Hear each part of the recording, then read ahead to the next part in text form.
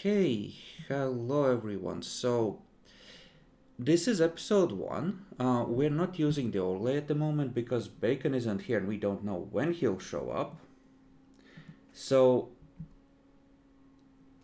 unfortunately, such is the world we live in. I will... there's no reasonable way I can have Discord on the screen if I'm doing it this way. But that's okay. I'll drag it on screen if we are doing a lot of talking. So, this is gonna happen about a week in your 2-week setup because, I'll be honest, I mentioned it to you guys, the stream doesn't know. I rolled people's initial efforts, you know, between sessions because I need to know how successful people are on doing the initial infiltration. Someone who was really good at a thing rolled 1 degree of success and I was like, you know what? They have like 70 or 80 in this target. I can do better than 1 degree of success. And I rolled into a crit fail. Just like a real player. I mean, that was a player moment 100%. It was like, okay, then, is this what you want? Okay.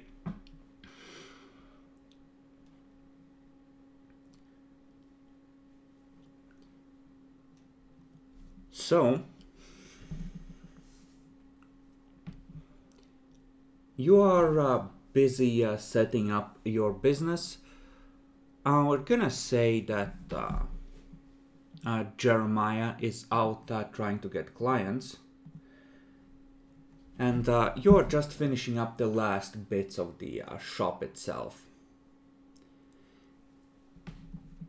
I don't know whether we're gonna track like basics like food or whatever, but we're gonna say that like you haven't had to do that yet. Like you had enough of a pile of stuff provided that you haven't needed to replenish the stores yet. When someone is gonna walk in while you are alone here, and he has like he's probably wearing like a hood. He has the blotched skin of one of the blood blighted. He's gonna just nod at you, sort of pull open the like a robe he's wearing, then the shirt under it, and you see a Acolytes rosette around his neck. And he's gonna say, "Can we speak upstairs?"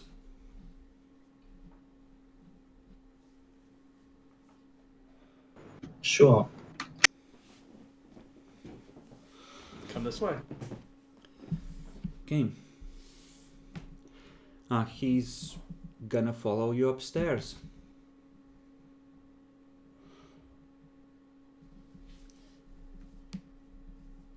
Without being asked, he's gonna find like a comfortable place to sit and just sprawl out. And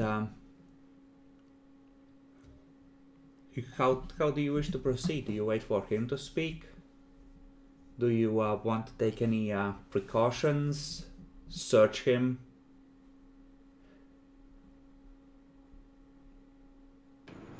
Well, he already took a seat, so I think he's okay.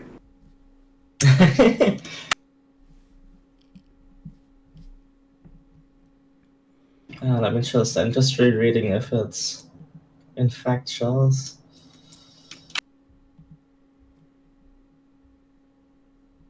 It's just a moss that causes it. Okay. Are we infecting the shop?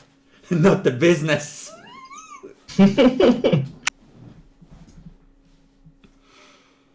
I mean, is it wise to search him if he's also an acolyte and all?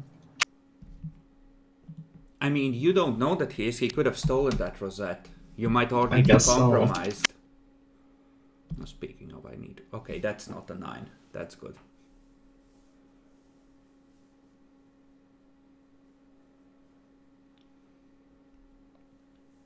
I'm not very good at search.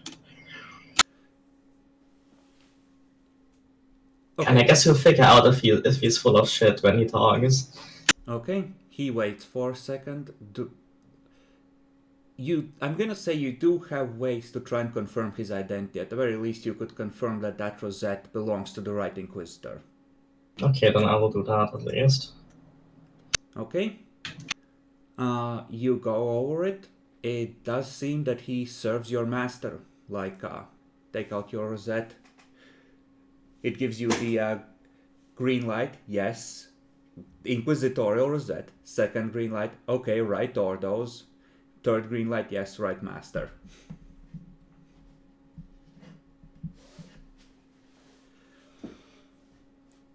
Holds out his hand, takes it back, nods. He's gonna reach in and pull out a piece of parchment and hands it to you. It's still rolled up. Okay. I'll hand it to him if he handed it to me because I can't read. Mm-hmm. Okay. Well, read it. You open it. In the Inquisitor's handwriting, it says, the bearer of this message is carrying my orders. Follow his instructions. It is not signed, but it is stamped with his seal. P.S. This message will self-destruct in 30 seconds. You see the, toward the center, several spots already starting to smolder as the chemical reaction is starting.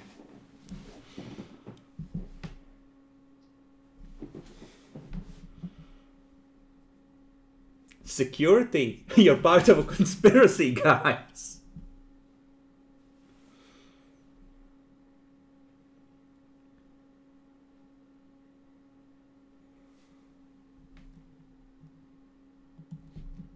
Alright, what do you have for us?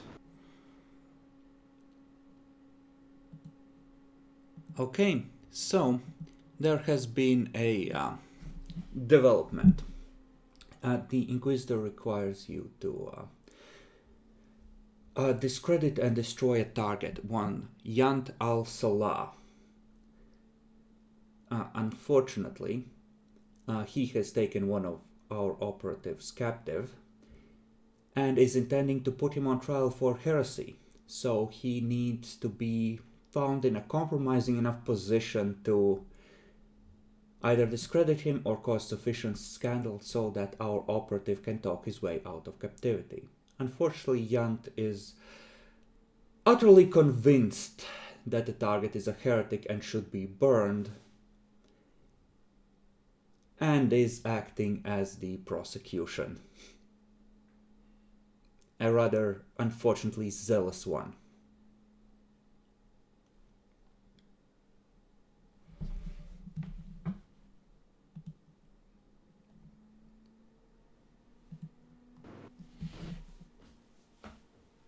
Yant himself is a priest in the Font of Light Cathedral, and he is there every day. This needs to be done within 3 days,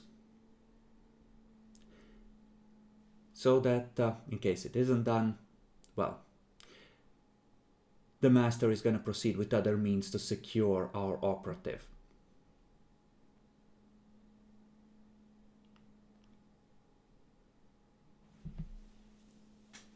Okay, understood. Unfortunately,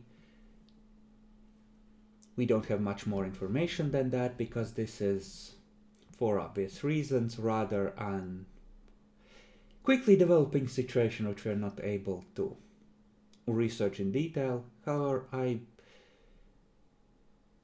think your team is equipped to handle this sort of situation, so good luck. Glad it's not me. Not like he has much time left. Uh,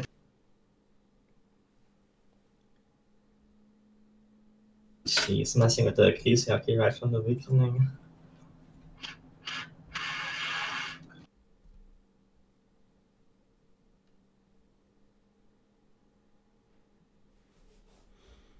No, if you do everything correctly, right? No one will know it was you.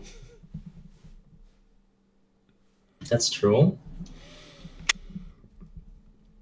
And like, given that one high-ranking asset already fucked up, apparently,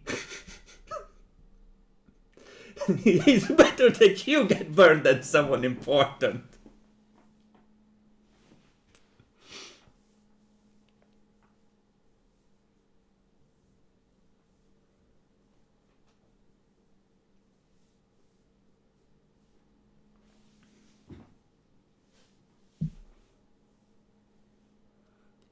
Is there anything you require for this mission? Anything I should inquire to arrange with the master or anything else? Should we ask for a ride machine or anything like that? Did we have one? You don't have a ride yet, but a lot of the, at least lower classes don't. And there are tunnels under the river with mass transit systems. Okay. And it really depends how you want to go about it. Just a quick shanking in the metro. That's not a good idea, no. Just stab. Leith fades into the crowd. Stubbs just starts screaming, "That priest is bleeding! What is happening?" Oh my god, this guy got Heresy! Heresy!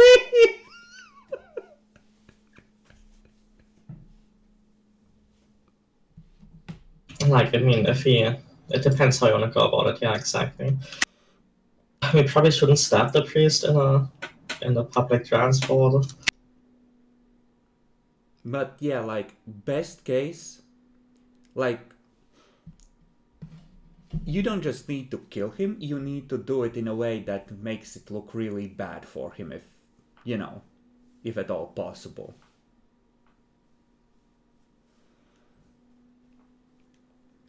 Because, like, obviously, like, there's always the, hey, I flash my rosette, tell them to keep quiet on pain of death, and, like, the problem's solved, but, like, this early on, it's kind of a rough start. Yeah, we don't want to show our results. Like, yeah, like, that's why you're the option. Losing secrecy is, more important than one innocent zealous priest's life.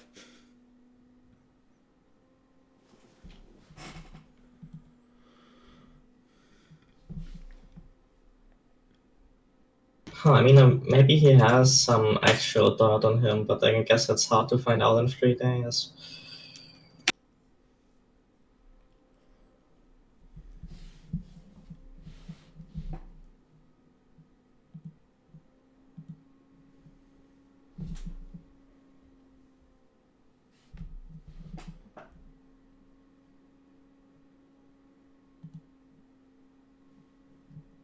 I don't really remember what our capacities are aside from the stuff I can do. Stubbs is really good at inquiry for this early on. That's Yeah. true, though. That's the... And he can drive a car if you steal one. Oh yeah, I can also drive a car. And we definitely want to probably inquire about the priest's routine. You know, figure out a good time to do our thing. We need to figure out something to plant on him, I guess. After he's dead, or after you beat him up or something. See, what you need is a high-level psyker who can shape himself to look like an Eldari vixen, right? And a pict recorder. I think there are hopefully easier ways.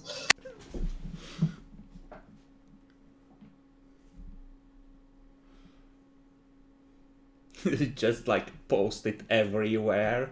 It's just like a recording of the priest. Actually, if you had a high level psyker with biomancy to that level, this would be real easy because you just record him cursing the emperor's name, and it's like, okay then, bye. Do we have a tattoo gun?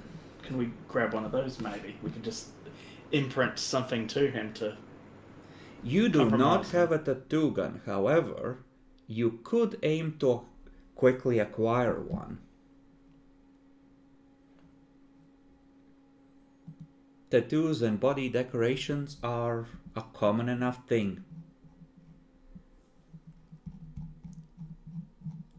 Honestly, I would say in a city of this size, it's probably well within the range of items that are automatic to gain. So I guess the question is, do you want to invest in one? And do you have any money left? I'm blank for this month. I've got 2 thrones left to my name. 2 thrones. Yeah. I will say that that is enough to get like a poor quality tattoo gun, but not a normal quality one. So in some sort of a junk market, you can get a really rundown one. This will add like a negative to whatever test is made to do this, like a -10 on top of whatever it would have been normally, because priests probably can afford like really, decent service in terms of tattooing, but yeah, you can buy one.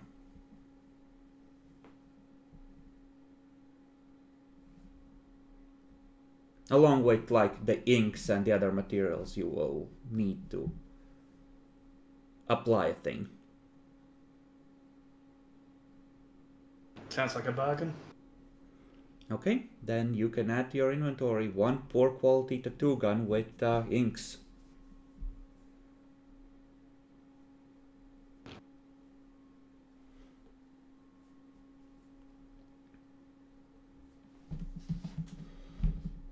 Now, if only you had Forbidden Lore Demonology, and you could really tattoo this fucker. I think to me it doesn't be that bad of a scandal, does it? Well, if you put the 8-pointed star over his heart after crossing out the Aquila that's tattooed there, it kind of is. Yeah, but surely we could just, cause a minor scandal and it might be enough. I mean, yeah, you don't have to go that dark. Like when tattooing chaos symbols on priests of the Emperor you just murdered, there's a non-zero risk of hearing the pact is sealed when you finish the tattoo.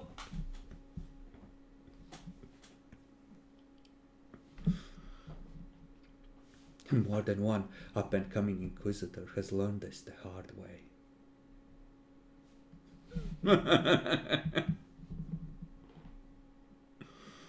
Also, like, our only guy who might know chaos symbols is out of the house. He's not far enough along to know demons. He just knows a bit more about why the warp is scary.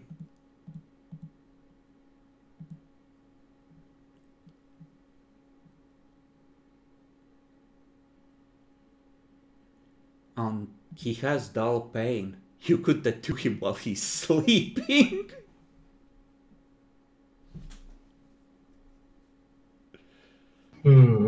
True. But we would have to break into his house or something.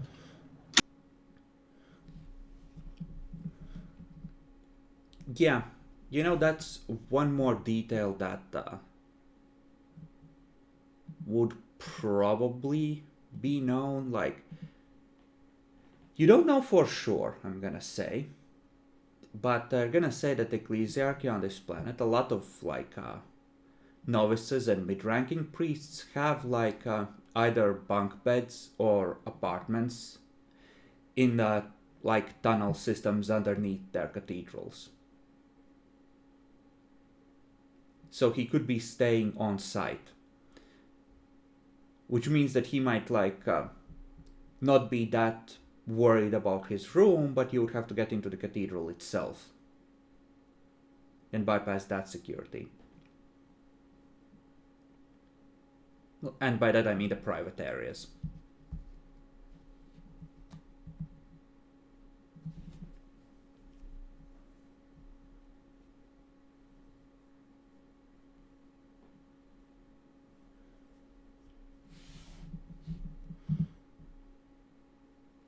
It might be better to figure out his routine, grab him at some point, beat him unconscious, douse his brain to him, and maybe douse him in alcohol or something and leave him in a gutter somewhere near in a bad part of town, I don't know.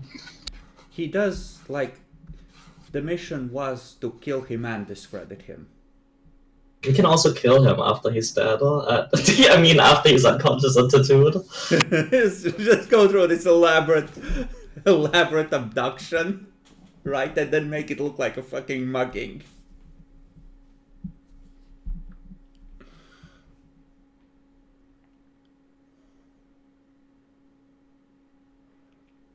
No, I see what you're putting down. This is starting to sound like a plan. We would need a car though if we wanted to like abduct him somewhere, then kill him, drench him in alcohol, dump him in the red light district or something. Maybe give him a tattoo for good measure.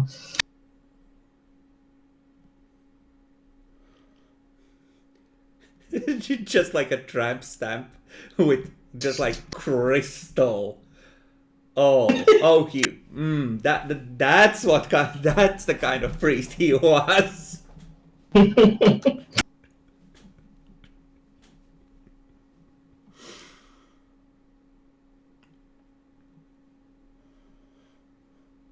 If this wasn't Warhammer 40k, you could add some whip marks down his back to really sell it, but here it'll just be seen as him being devout, and like, why would he go to a brothel if he was devout and into whipping himself?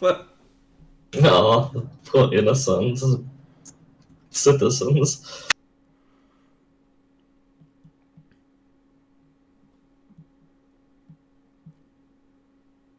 Okay, so we're gonna say that this is morning of day 1. You have 3 days. 70-ish hours.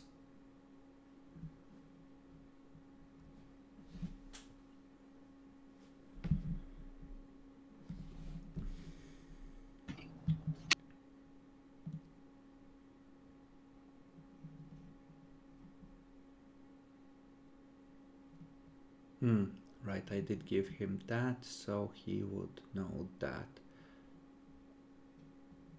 Okay. But did he have that? I assume you have awareness? Give me an awareness.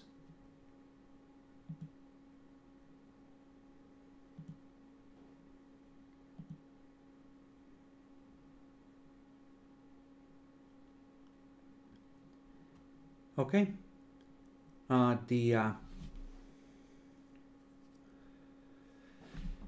Wow, sucks to be bacon.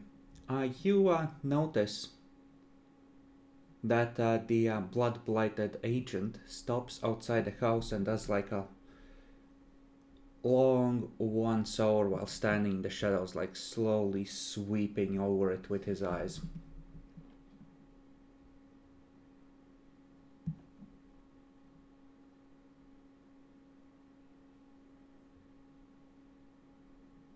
Huh.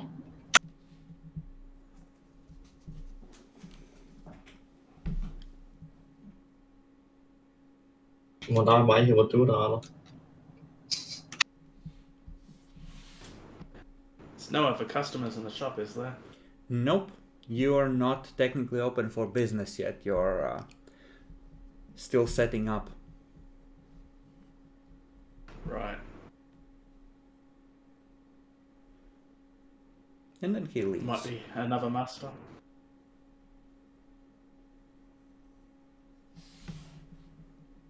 But there is that pause where he just like takes 30 seconds to do a sweep for something.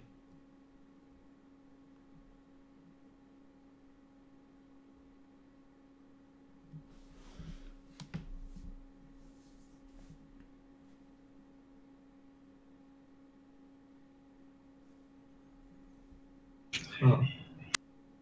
I wonder if the shop is worth sweeping. You know, just in case he saw anything. Well, you want to check yourself? Yeah, I mean, I was wondering what he might be looking for, like, but there's no way the shop is compromised already, right? Surely. I don't know, it was a crit fail, so... Yeah, I want to check around just to be safe, then I don't know how well that will go. Can I do a scrutiny roll to help as well? Scrutiny is for examining something in detail. Awareness is more for noticing, like, with the... Yeah, like, scrutiny is like a focus scan, awareness is like a wide scan. Okay. So you can examine something in detail if you want to scrutinize something. But yeah, with that 1.5, everything seems normal to you. There's you know, a blood blighted in one of the doorways, just shivering in the morning cold. But you know, the late night shift has arrived. The early morning shift has left for the you know, whatever local manufactories and the jobs they work at. The streets are kind of empty-ish. Okay, I mean, maybe it was just some psycho shit. Gotta ask Jeremiah later, I guess.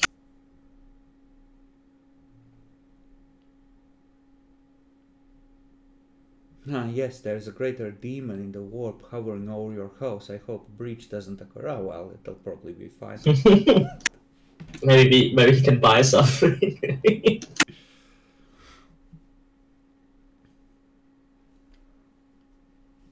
Okay, so we never decided where your shop was, but it's probably in one of the worker districts. Like, honestly, since you're like, I'm gonna say you're in the industrial docks warehouses area here somewhere, since it's not too far from your safe house, and it's close to your clients. Like, a lot of the scavengers probably have like little storage facilities here, and they just like, you know, bring the stuff in and then move it out to like middlemen like you.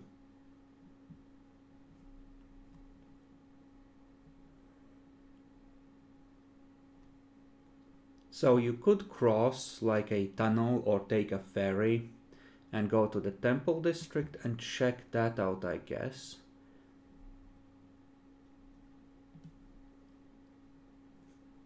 I mean, best to verify the information and get out there.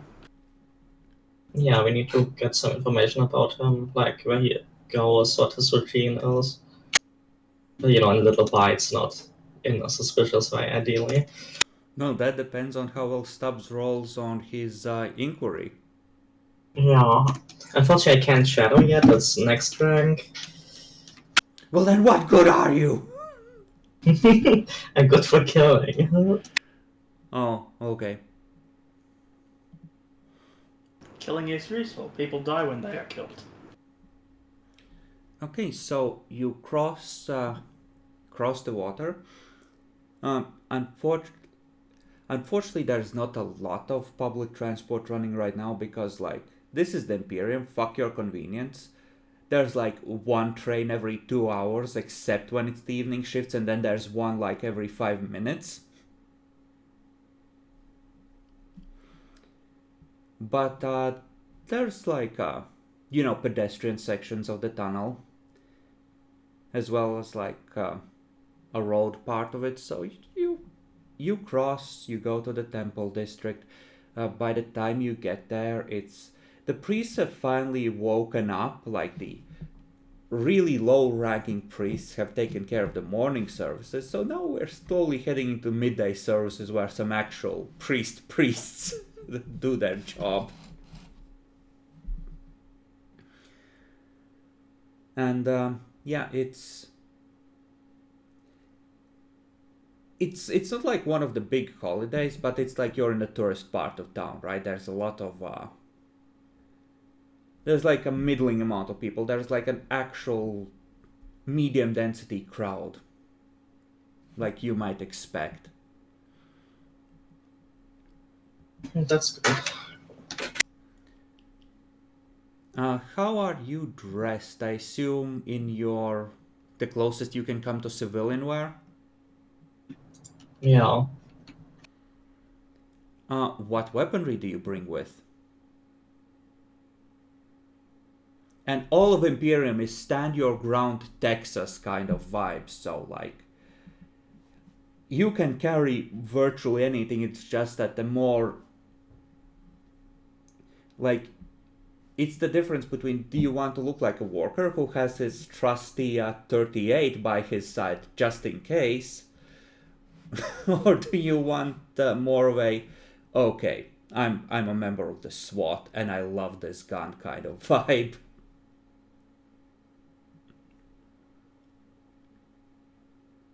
I guess Huh. Stubbs brings his stub automatic. Yeah, I'm assuming you're not going entirely unarmed, because that's kind of a rough place to be in. Actually, it occurred to me one more thing that you could have potentially noticed during that meeting. Do roll your scrutiny, but with a -20, Stubbs. And like, if you crit fail, I won't fuck you for it, but there is a thing there that you might have maybe noticed if you roll really well. And this is perception based.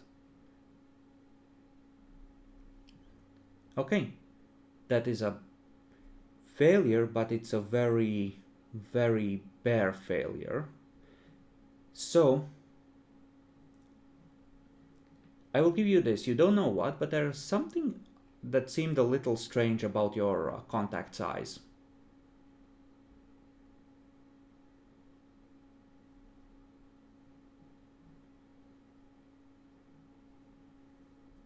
Could be sourced.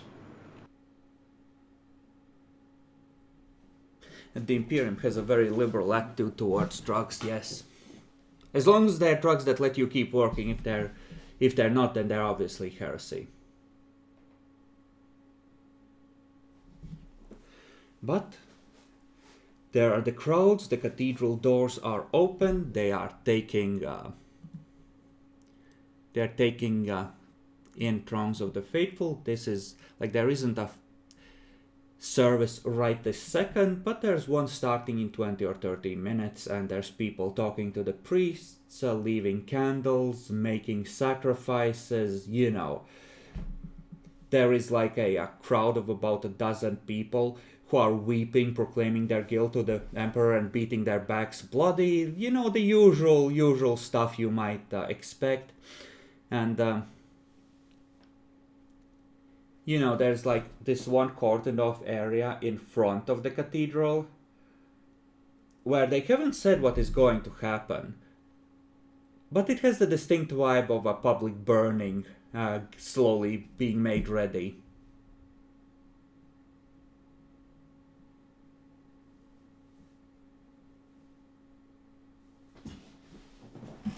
Hi, I'm on a fool.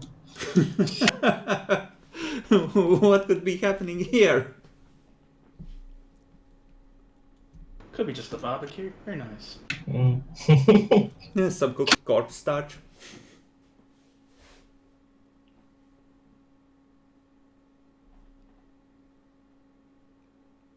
Okay.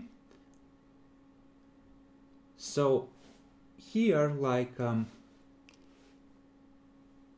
I guess it's a question of who you want to question, right?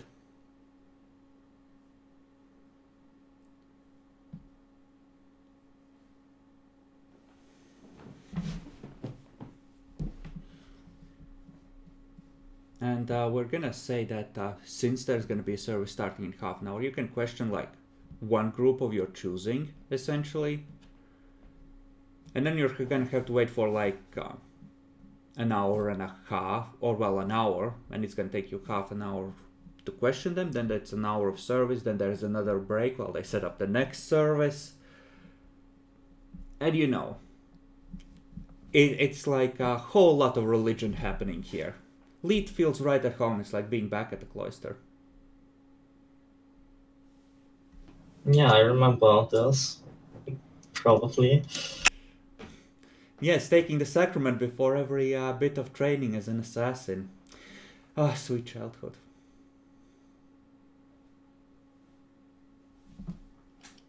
Should we work our way up, start with the more commoner looking people? What would you suggest?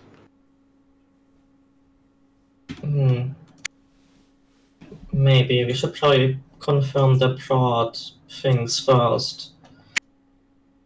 Like, you know, where he is, which section he's from exactly and stuff like that.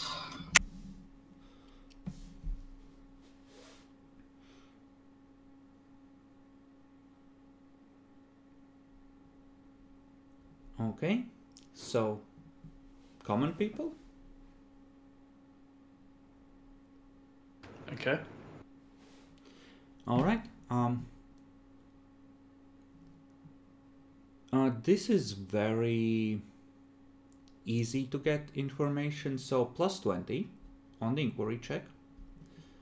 And if you do exceptionally well, then you do exceptionally well. And we'll see if you get anything extra. Okay, so that's 2 extra degrees of success. I'll give you some basic rundown, and I'll give you like 2 questions, provided they're not something too involved that the common people just like wouldn't readily know. So yes, these people are very familiar with Yant.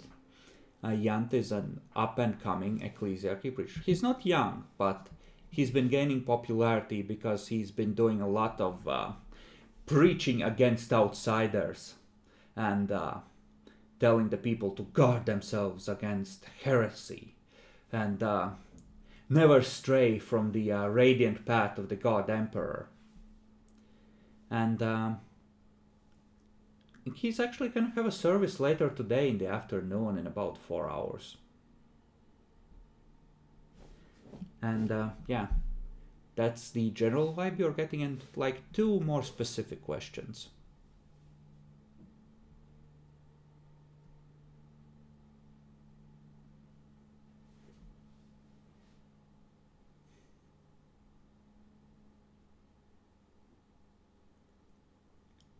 Okay. Maybe.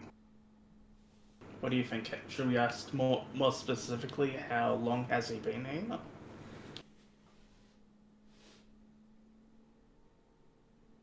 And we could, I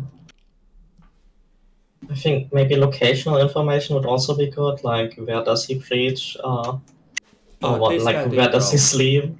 sleep? It's this cathedral. They all are just this cathedral, okay. Like he might be he's a member of this order, of this location. Like he might be a guest preacher at other places, and you can ask if he has any like guest spots coming up. Yeah, that's actually, I think that's good information to ask for. Yeah. Like where he might go next, in the next days. Okay. There is apparently a big event coming up at one of the other cathedrals.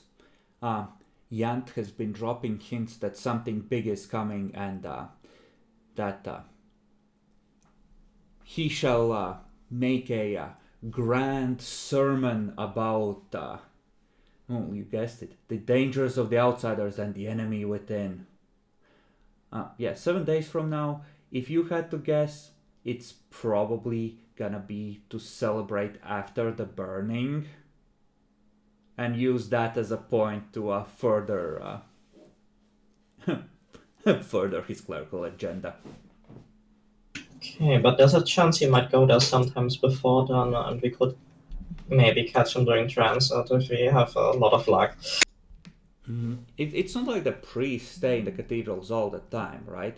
So, like, even if he's not going there, which would still leave him in the confines of the temple district, like, they're people and they're very rich people, so it's not like that he's living the monastic lifestyle. He has definitely not taken a vow of poverty, or any of the priests here.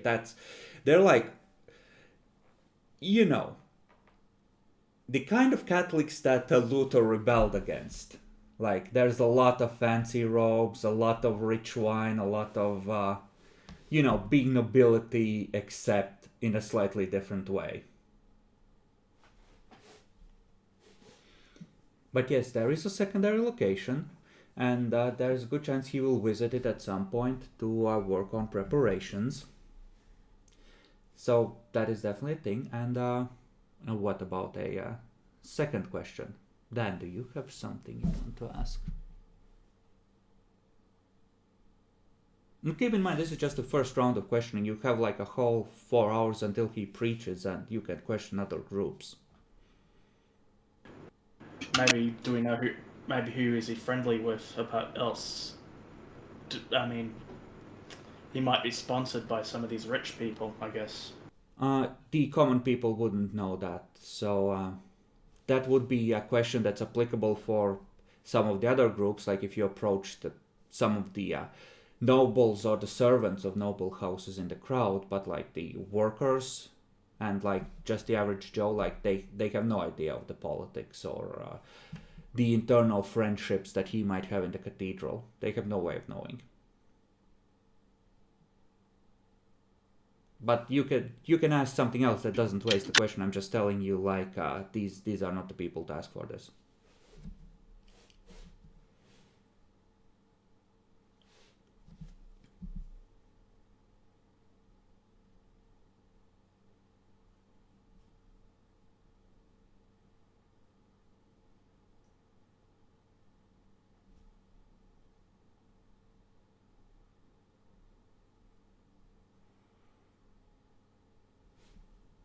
I mean, you pretty much answered most of the other questions that I would asked. Okay, Nanexy, what about you? You're an experienced role player. I bet you have something hidden away.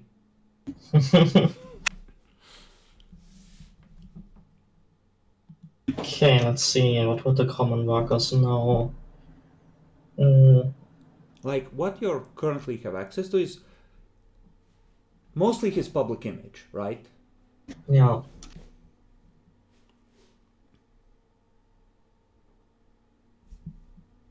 How often does he hold service? On what days? Etc. Does he do like evening services? He is almost always preaching in the evening, unless he has, like, it's hard to know, but like, people say that his evening services are the best anyway. He might not be a morning person, and he might not do those unless he's forced. And he does try to preach as often as is possible. He is skipping tomorrow, but he tries to be preaching somewhere every day.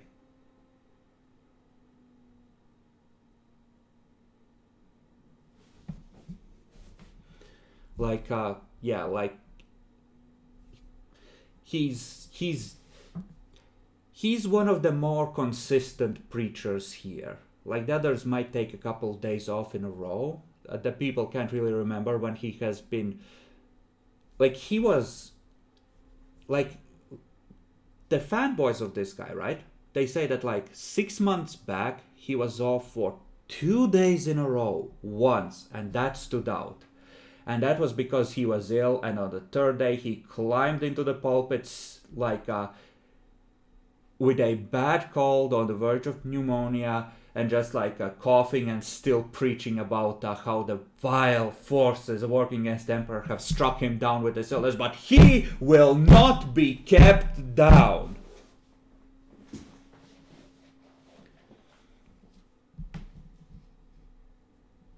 I mean, this is like an exemplary priest of the Emperor. Like a hard worker, faithful, filled with hatred to the outsiders and heretics, as he should be. Might be a little too perfect. I don't know if he really was sick for the 2D period, but I guess it's not really our concern. But yeah, evening services are good. We can maybe shank him on the way back home, potentially. Oh well, depending where exactly the sleeping quarters are, that's something we need to figure out at some point. Yeah, like just like kill 2 blood blighted, strip them and the priest naked and put them in a compromising position in an alley.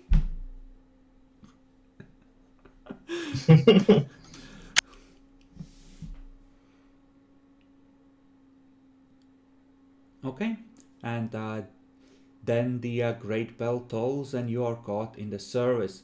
And it's just this ancient priest just leaning on his staff, climbs into the pulpit and it's just like starts, my dear friends, the Emperor is with us, he shines from above, and he points at the dark ceiling above you. And it's like a lecture with that professor. He's off in his own world. He's not even talking to the room, really. It's just this, you know the kind of lectures I'm talking about, right? And it's an hour of that. And towards the end of the hour, it's the priest says, and let me tell you about him who is on, and it, like the choir boys just start swinging censers and like the end bells start ringing. He's like, oh, it's the blessings of the Emperor be upon you. He just starts hobbling down.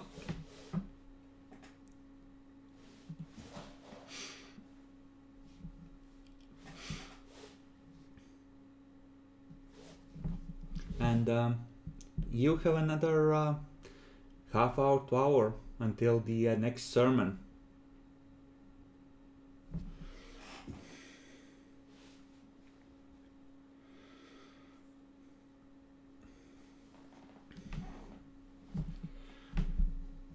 So we're gonna say, see, the problem is that the right kind of preacher in the Imperium doesn't need toxic gas. Like, the people would line up, right? Yeah. I mean, there probably have been moments like this, right, where the preacher from the pulpit has been, my friends, this is the most glorious of days. The doors have been locked, and from here we will all go to the shuttles to head to fight the vile orc.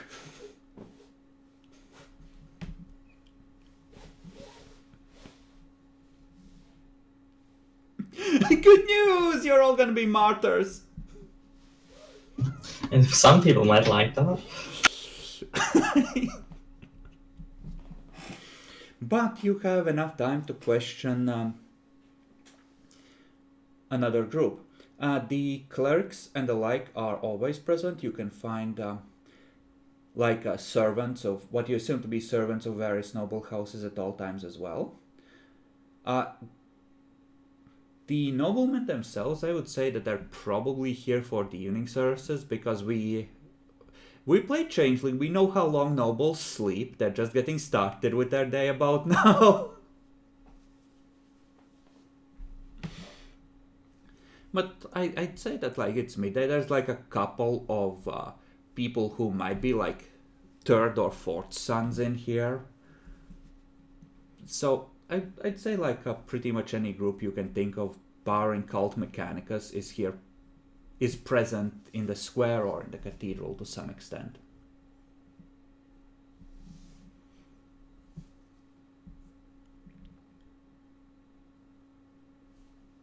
Okay, no, who do we want to go first for?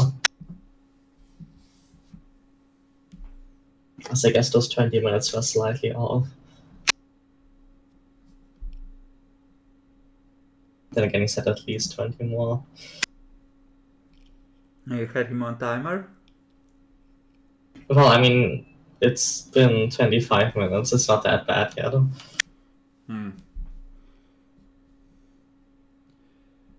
Should have said a litany to the machine god.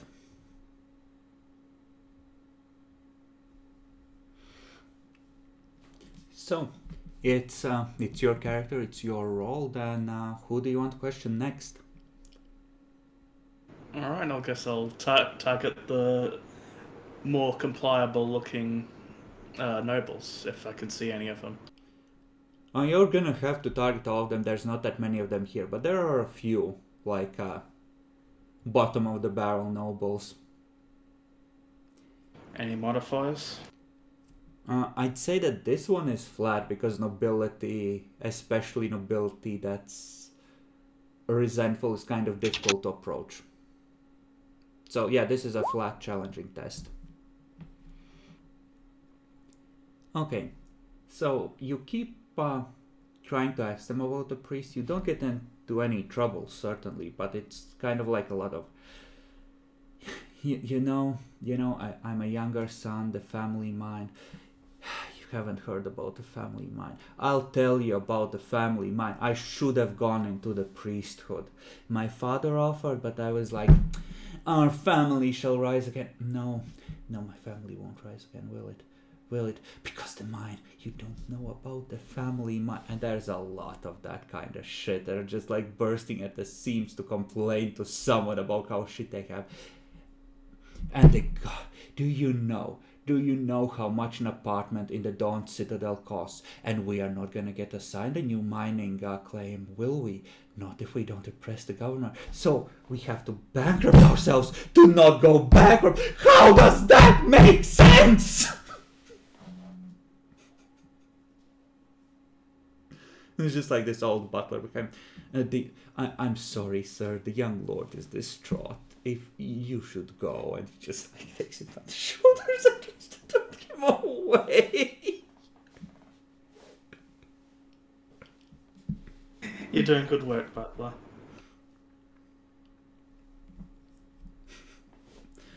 What you learn is that some of the mines are running dry, and some noble houses would certainly wish to be assigned new mining claims to replace their old claims, but that power apparently rests with the governor, and in order to have any chance of getting it, you have to be present around the Sun King, the planetary governor. So, if you can't afford to rent an apartment in the palace, are you really that noble?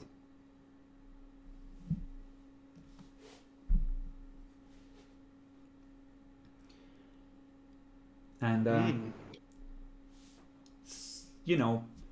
priest just like climbs into the pulpit. This one is really young, like he's 17 or 18, you'd think, even.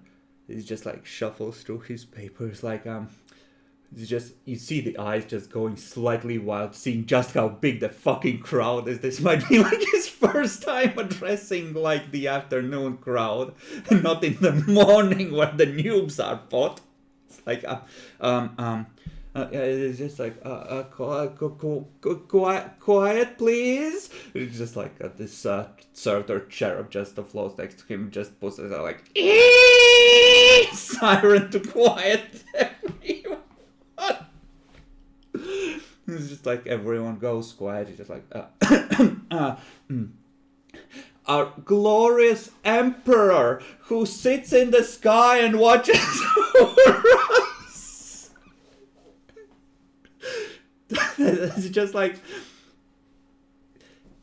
he's not completely green, but there is a vibe of baby's first presentation in front of the class there, just a little bit. And again, you get an hour of that. Like, he's earnest. And he has like decent material prepared, but he's really fucking nervous. And like he tries to hit the cues, but like it's like his timing is off with the crowd, right? He doesn't get the frenzy going, right? So it's like, and he stops, there's just this silence and just like polite applause that slowly swells, but a little too slowly, you know, compared to if the crowd had been really into it. Alright? And then you have another gap between this and your target sermon.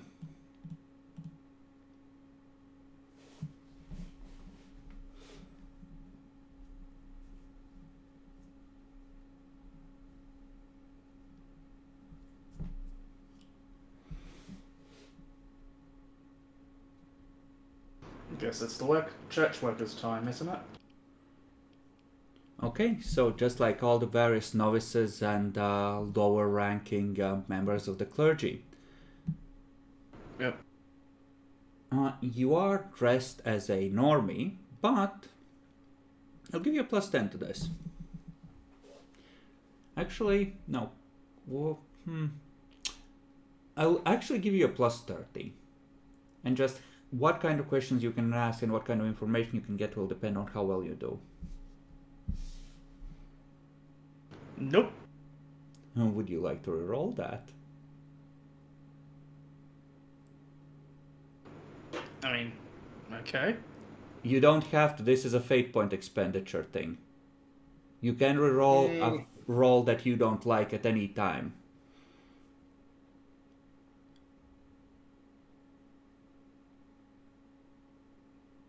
I think we might need it for later.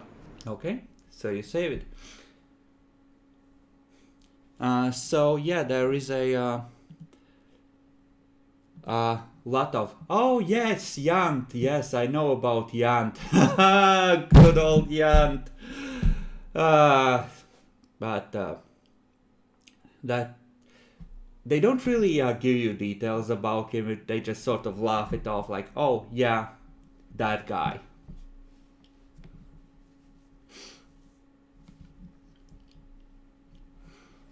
And you run into a lot of wall, and you can keep trying to ask these questions, right?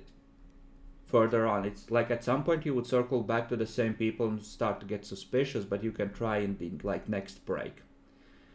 So you see your target just man in his prime climb into the pulpit and just like, you know what, actually he pulls out his sword and just bangs on the pulpit with the pommel. My friends, the Imperium is under attack. And that just sets the vibe for this whole thing. And he's just there for now going like, the vile heretic, he hates you because you live in the light, and because he hates the light, he loves the shadows. He wants to hide in the shadows where his sin cannot be seen. You know? And just like this constant thing, that you can feel the crowd simmer, and that just before long there's this whole cheer of like, fuck the heretic! Praise the Emperor! And like, just like this whole swell of proper imperial fervor. Leith, this is the best part of Imperium. This is the way it should be. It's like you've come to a good place. A good place. Too bad. The priest has to go to the gentle knight, but the emperor will pray, so. Listen, we just do what the Inquisition tells us. The Emperor will know his own.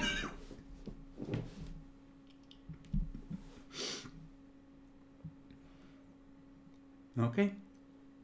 And there's like sermons well into the night, right? They stop at around midnight 1 a.m., but then there is like a silent vigil in the square where a lot of penitents will either kneel or stand for the night while holding burning candles and wait for the dawn.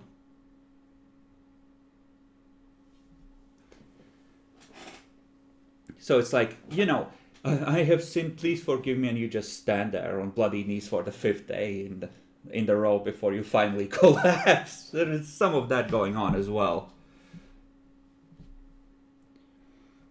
But yeah, like this square, this area, like it's probably never without people.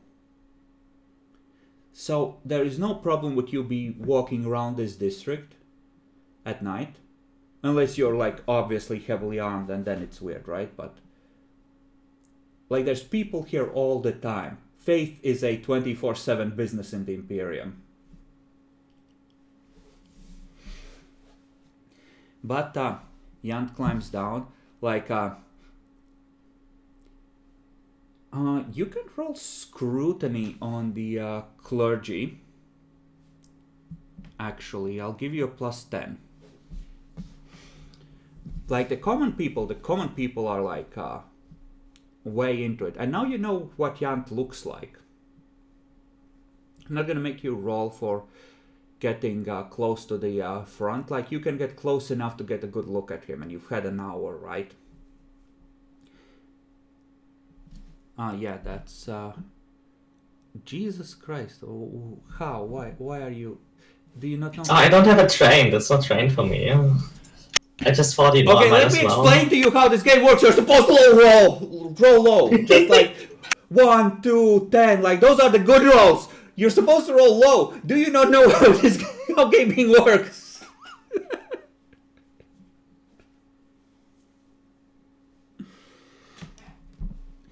Okay, but yeah, like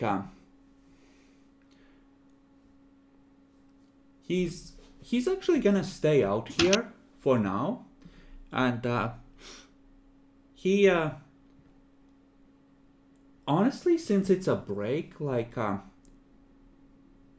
you see that he has like a couple of temple troopers in these weird dark masks carrying shotguns next to him at all times, but he's gonna like he's gonna go around a bit, just like hold court, right? And you know, like talk to the people. It's like the Emperor wishes you to be one of his warriors. Puts hand on shoulder. Do you want to serve the Emperor, my son?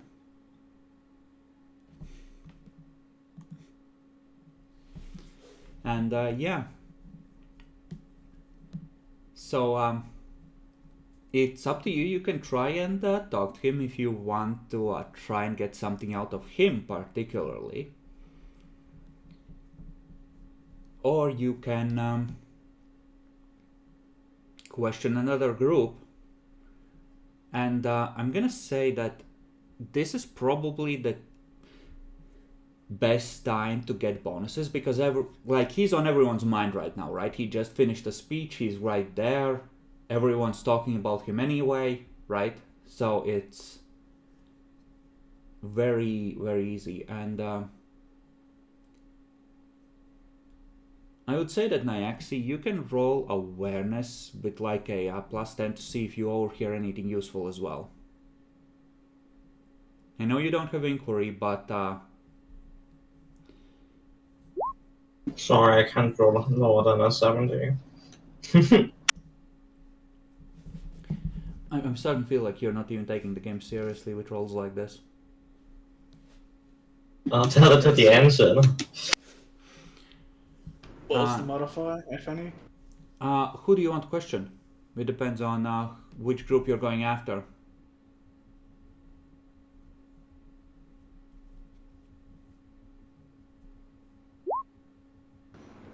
Which group looks like the more talkative group, if I can see?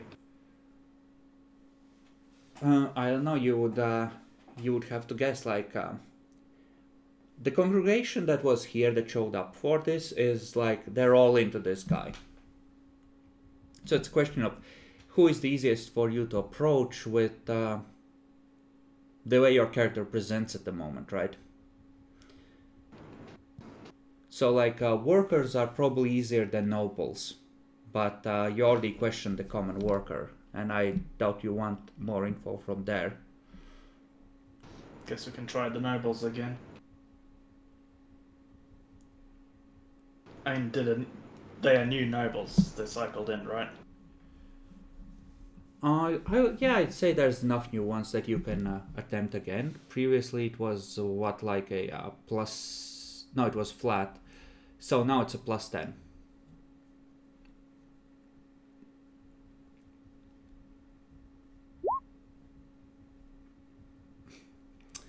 You know, they sure hope that Yant can help them with the problems with the family mine.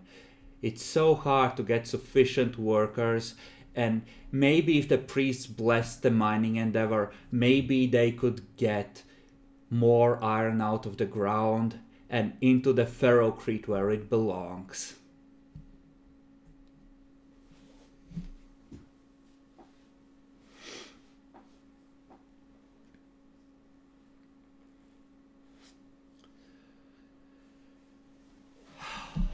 Sooner or later it's gonna be a crit fail, right? You know that, right? Well, with these rolls, it's inevitable.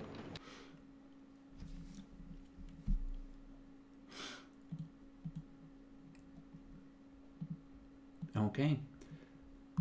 Let's wait a second for Nyaxi to get back.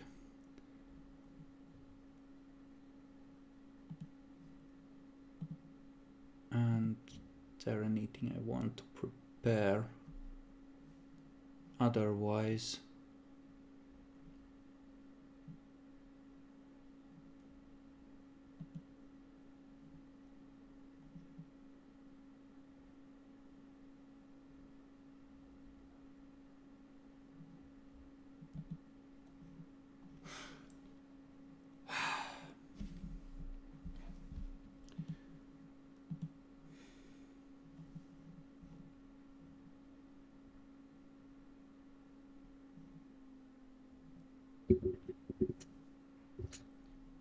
hello, Bacon. Hello. Hello. Hey, Congratulations, you got a mission before you were done setting up your shop because someone fucked up in the background. Of course someone fucked up in the background. Hmm? Of course someone fucked up. Of course. Then I'll let you brief him and I'll add in if you miss anything important. okay, we had one of those infected guys show up. He gave us a mission from our master. We got to target a priest called Yantal Salah. We got to discredit him and then knock him off. We know he's young and popular, preaches against all the normal stuff. We know, so far we know he's a good guy, as far as we know, and we haven't had much luck finding that much more information against him. We know where he is generally, but we could find more information on that, and we have 3 days to complete this mission.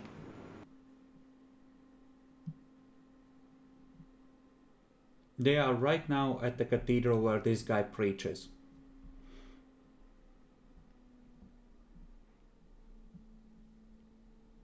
Yeah, All we're right. still trying. There is only one way to discredit a priest that is well liked. We need to find the child. In the Imperium, that might not be as abnormal. That's just standard service for the choir boys. Yeah, I really doubt that. Well, that's how they internally justify it, probably. But okay. I mean, we did buy a tattoo gun. The general idea was to get him and, abduct him, knock him out, and write some heretical stuff on him and leave him in one of the bad parts of town. Yeah, that works as well. But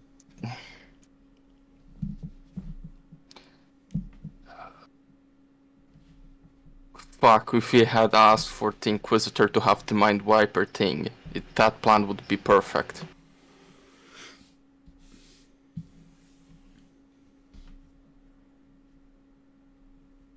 You can catch up with them, by the way, Bacon. At this point, it is between, like, this guy has just finished preaching, and they have been questioning the crowd. They left. We're gonna say they left you a note that they've gone to the Font of Light Cathedral, and that there's something that must be handled for the business.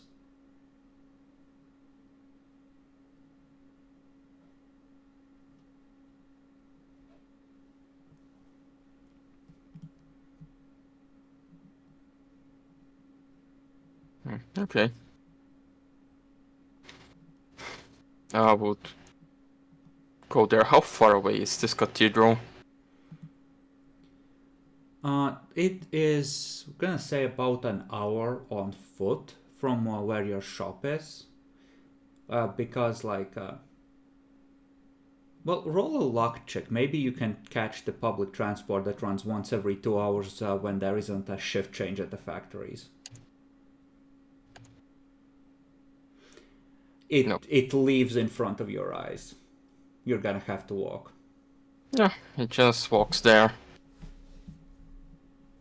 Just an old man in tatty robes with his staff.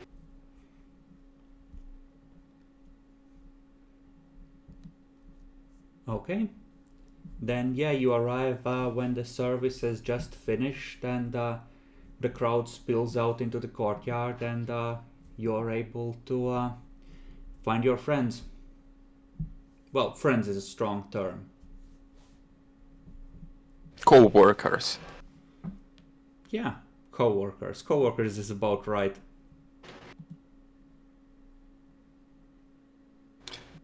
So, what is the business emergency?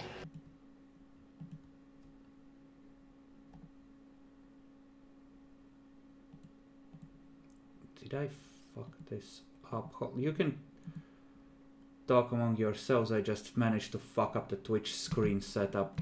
Does it remember? How do I unfocus from Nyaxi? Like, I like Nyaxi, but... unfocus. No, that's still wrong. No, I don't want it to be full screen. Don't hide chat. Oh, thank God, thank God, thank fucking God. Skill issue. You can go to like a for like a couple of minutes, just pull aside into like walk a ways off to where you can talk among yourselves.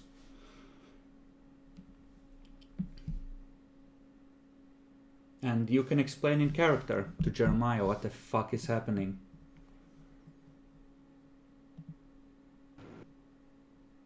It's accurate. Some important higher up acolyte fucked our and got himself into trouble. So we have to discredit and get rid of the priest that preaches here. He's quite popular.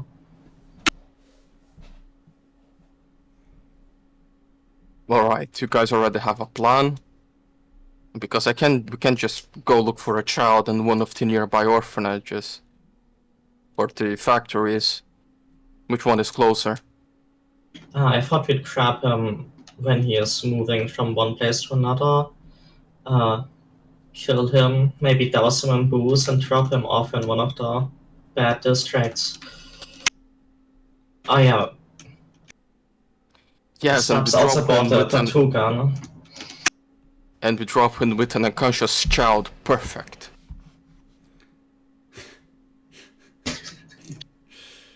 See, this is why no one likes psychers. As long as he's dead, I guess we can drop a living child if you think that would add to the mystique. Can't be a living child. The living child will tell them that the priest never touched him. A dead child. We just... What is the specifics? Do we need to discredit and kill him or only Both. discredit? Both? Ah, perfect.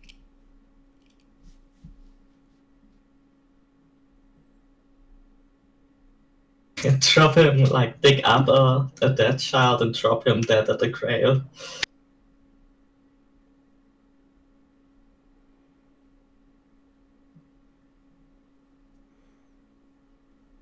could also just not get booze. We could try to buy something more aggressive from the slums and just have on his body. Make sure he make appear he actually overdosed on something stronger. Yeah, true. That's possible as well. I just thought booze might be the cheapest option. Drugs are usually pretty expensive, I think. But we For can... the Inquisitor, we need some good shit. Oh, I have with me. That's all the money I have. He just takes a bag. You hear the crack of only 2 thrown gold coins. That's all I have. Yeah, you could Yeah. you couldn't even afford a good tattoo gun. You had to, like Dan had 2 as well. He had to buy like a poor quality one. I do have a flask of low quality booze too. Yeah, but that's the only bacon you couldn't even afford, like a bag of coffee. Yeah. Yes, I'm poor. I'm aware. Maybe very bad coffee. He could afford, poor quality is generally 1/3 for a weapon, so yes, he could afford really shitty coffee. Oh no, he got high on shitty coffee and he molested a child! This fucking degenerate, how could he? Alright, if you don't have the money to actually buy drugs, we need to... Oh, I know what it is. You see, some degenerates have this weird fetish that they try to hang themselves with their belt to get a hard on. Can we double check, Chris? This is something that priests normally would do. Is it also devotional? Like the whipping?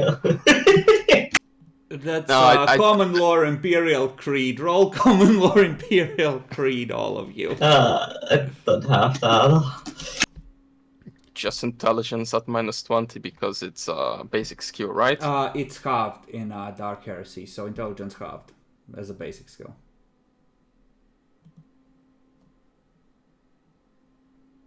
Okay. You have no idea priests do a lot of weird shit. Right. Intelligence half, so I have to get an 18 on this. No?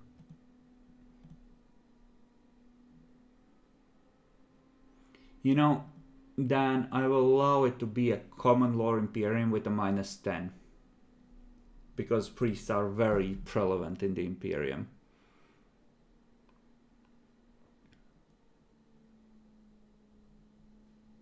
Chances are low, but...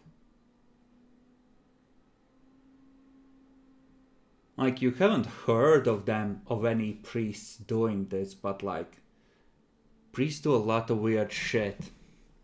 Then again, autoerotic asphyxiation is... it's kind of a lot. It might, like him accidentally having himself in his room with his pants down. It might work.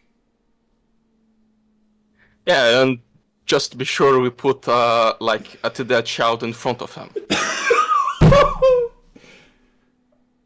Oh no, he was fucking little Timmy's skull while I was asphyxiating himself. What a degenerate! You know, that if you created a scene that fucked up, that might do it. You just have to do it in a way that makes it public enough where they can't hide it. Or, well, you know, in a way that works out for your agent anyway. Yes, that's the plan. Let's do it. The deacon walks in, he's like, oh fuck, not another one. God damn it.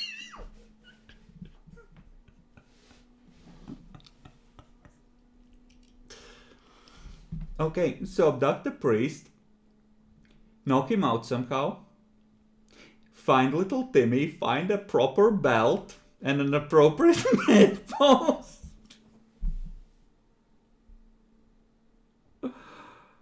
Okay.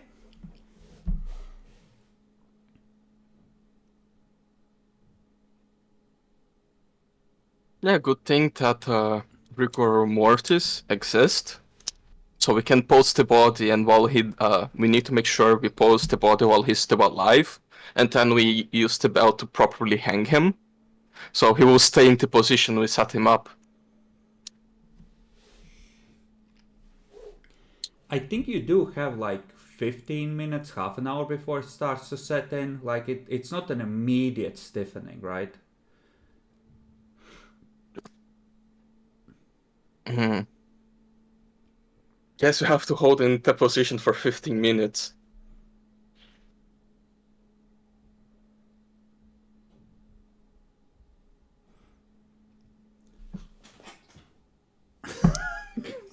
Fuck's sake. Okay, this is suitably creative. The Inquisitor knew he could trust you. Okay. Yes, a cousin of my former rogue trader died to that.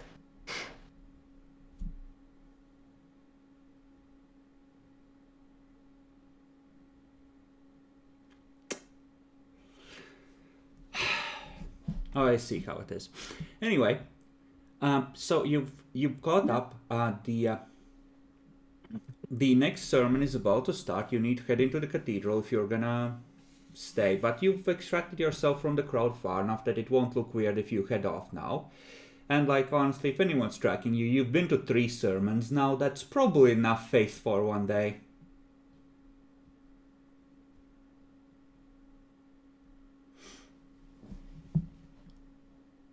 Or you can stay and attempt to question the people in the next break between services. Keep in mind your target is here. He's done. He has done holding court with the crowd, and he's heading back inside. We need to make sure he leaves the cathedrals at some point. Yes. Something's Dan missed. He has a service in 7 days at another cathedral, and you expect he might go there at some point in order to prepare. And you do know that a lot of mid-ranking priests and novices have either apartments or bunk beds below the cathedral in like tunnel systems and hubs there. You don't know if he's one of those, but there's a non-zero chance that he's staying in the temple, and that is the way that how to put this. He saves a lot of money on having good quarters and has more for other entertainments. True. More money for the dead children. Listen, it's just one of the normal expenditures of the temple. They need to make cherubs out of something.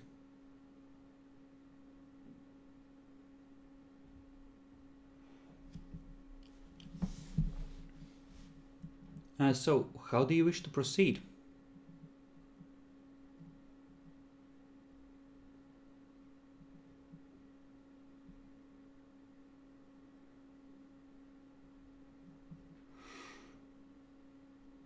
I guess I have to just watch him, see if he eventually leaves.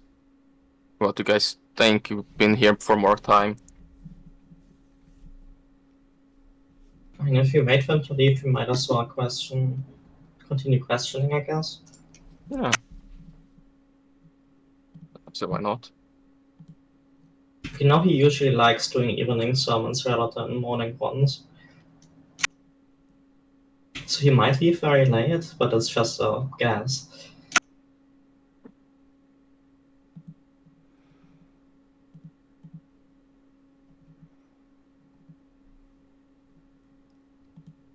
Okay, so you head into the sermon.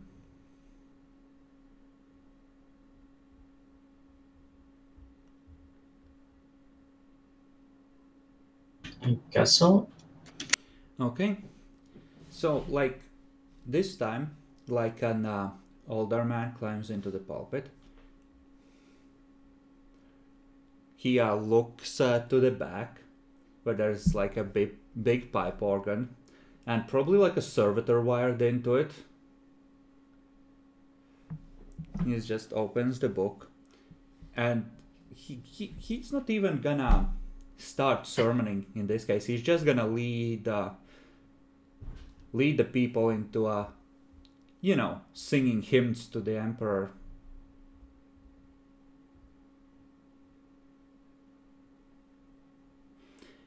Probably a lot of them you don't know, but there's some classics like Trample the Heretic Underfoot and, Smite them most righteously, good, wholesome imperial songs. Yeah, I'll sing along.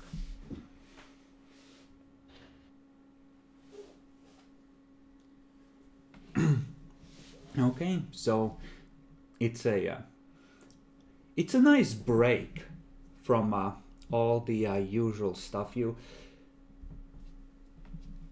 see that Yalt is there in the back, like in some of the or Yant, sorry, Yant is there in some of the roped off ecclesiarchy sections, just like nodding along. You just see him mouthing the words, just like nodding, yeah, this is with that, yeah, this is a fucking banger, yes, trample them most righteously kind of look. He's not like openly outright singing, it's more like he's mouthing the words to himself with like a deep self-satisfaction.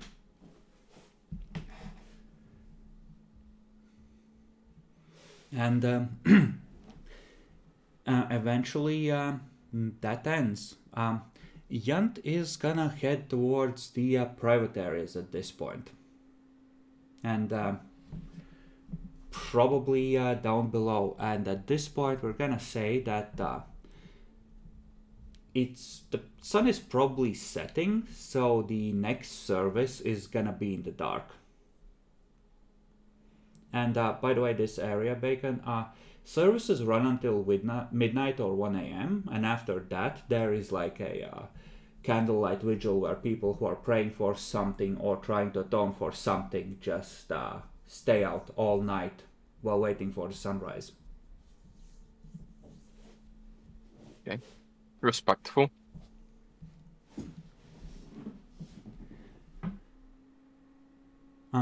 You have one more chance to question people. I'd say this is probably the time where a lot of the nobility shows up, so I'm gonna give you another plus, or like it's still gonna be a +10 for nobility. Everyone else's difficulties goes back to normal. Because yeah, at this point, like, okay, we've woken up, we've pretended that we're important. Oh fuck! I should go see a service like that. It'll look bad if I don't. All right. You want to go for nobility again? Third time's the charm. Okay. And since this is the third time, like this is like if you roll it for fourth time, you're gonna start taking penalties because you're gonna be like people are starting to notice that you are like trying to talk to a lot of nobles. I think that asks for a reroll. So you reroll into a crit fail. That is how that person who fucked up in the background did it. Like I rolled a bare success and I was like, this guy has like 70 or 80 in this skill. I can do better than a bare success.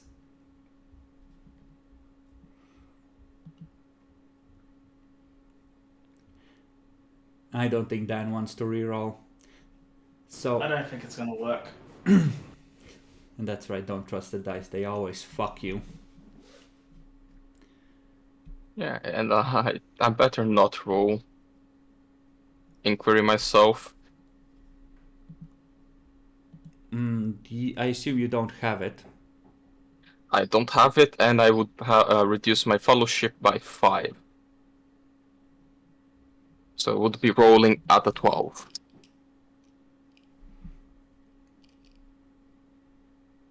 Yeah, that's pretty nasty. Wait, no, you have 31. You reduce it by 5 and then you halve it.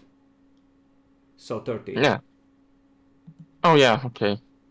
Yeah, it's 31. I was considering 30, so I think I had wrong down. So this is not quite as bad a failure. So they're like, you try to approach one of them, and just like, out of my way, peasant.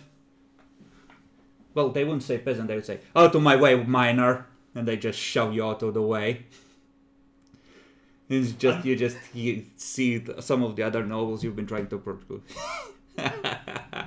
And yeah, you're not gonna get anything out of that group. I'm 55 years old. I'm not a miner.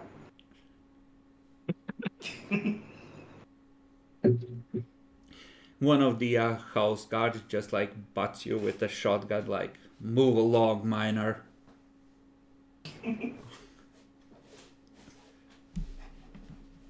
They'll move along anyway. Okay, what about the rest of you? Do you want to do anything in the next gap? Or are you just like being devotional? I wanna, observe the area, I guess. See if there's anything that I don't have to talk to or notice. Okay. So at this point, the crowd is kind of shifting. You have, on one hand, more of the evening shift workers starting to appear. Those who, have shifts offset with the rest maybe and end a little earlier. And you have a lot of the upper classes showing up. And even a few, like, middle class people who are, like, artisans, artists, etc. Although, actually, those probably have been here throughout most of the day because they have no set schedule as much. The cathedral itself, yeah, there's some security, but in terms of entering the private areas, it doesn't seem like the entrance specifically has any guards in front of it. There's just guards in the cathedral in general to prevent bullshit. So if you were to try and find a moment to slip downstairs, like, it's not like you would have to make past a locked door with 2 guards in front of it. You would just have to catch a moment when no one's looking in that direction. Like, yeah, like, it's not that secure. They're not assuming someone's trying to infiltrate. They're just keeping order with the crowd. Makes sense.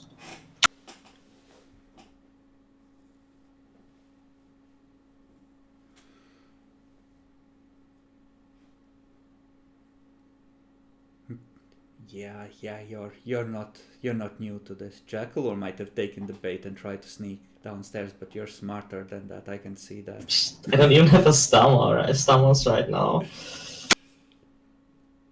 And what about you, Bacon? What do you want to do?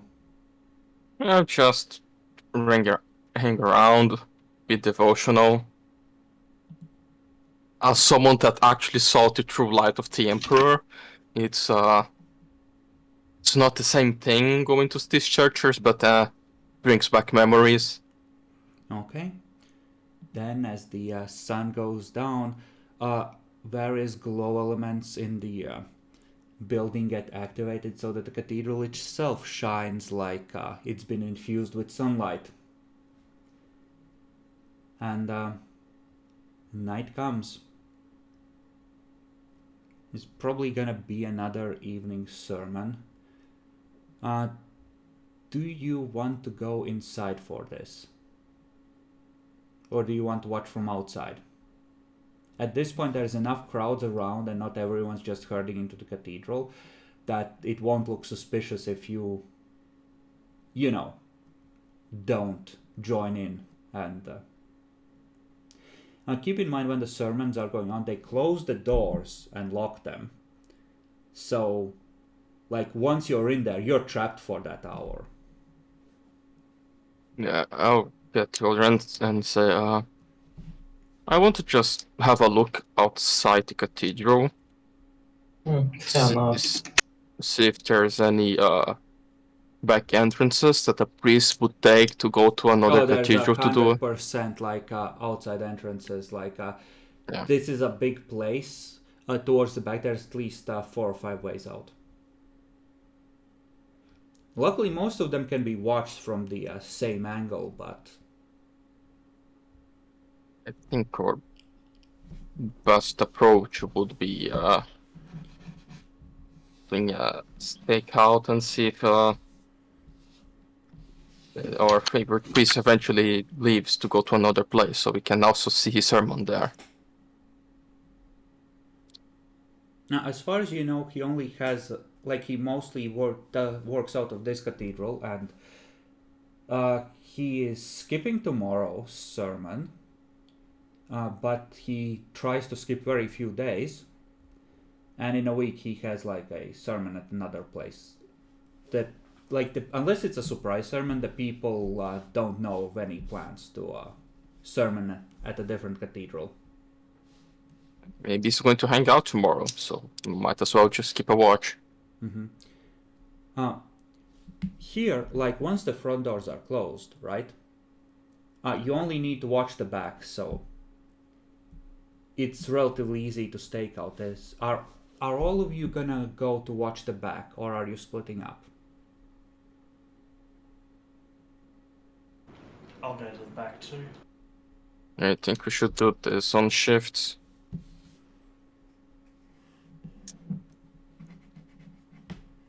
Just set up a 24/7 watch? Yeah. Okay, but I'm talking about the immediate, during this sermon. You can 100% we need to... set up a permanent watch on this place 24/7. Jeremiah would be going out to check and see what are the exits, where are the best angle to watch them, things like that. You would have to sort of be blending in with the crowd to just constantly sweep across all 5. Because they're the back area of the cathedral, it's kind of you have to cover 180 degree angle. So watching from a single point, you're never going to see all of them. But you can just sort of blend in the crowd to keep a reasonable watch on all of them. It will look a bit weird if you're constantly there going back and forth and sweeping, though, so it's, a bit weird for a single person. You might need to make some kind of a roll eventually if you do this for a long time. No, actually, important point. Are there any homeless around? Not so much. They're not randomly lying in doorways in this district. I'd say that there's probably a place you passed on the way in where there's a penitence square specifically for the blood cursed, where there's people begging, please let me serve, in order to atone for their sins. But that's not here. Here is, for the people who the Emperor doesn't hate enough to blight their skin. So there's no regular poor people just begging, Come on, this is old school Catholicism. They get kicked out or converted into servitors or penitents or whatever. Come on, you're not gonna spoil this image with homeless. They get thrown in the river. Sure.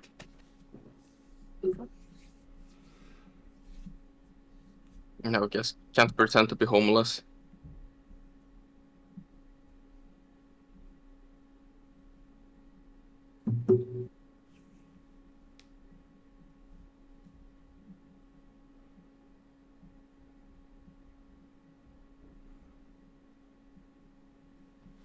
I'm gonna say that there's probably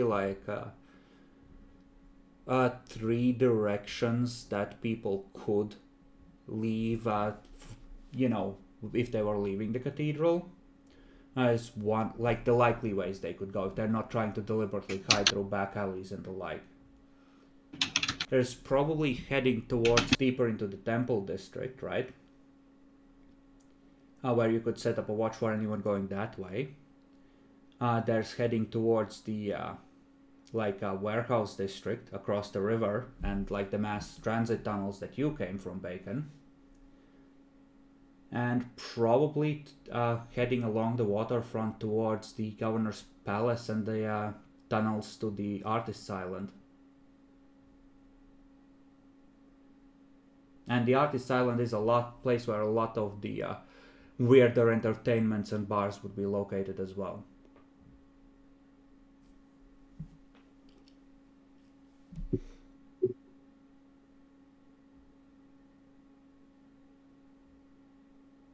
But like, if you're expecting him to leave tonight, like you can easily watch till midnight with the three of you without raising much suspicion.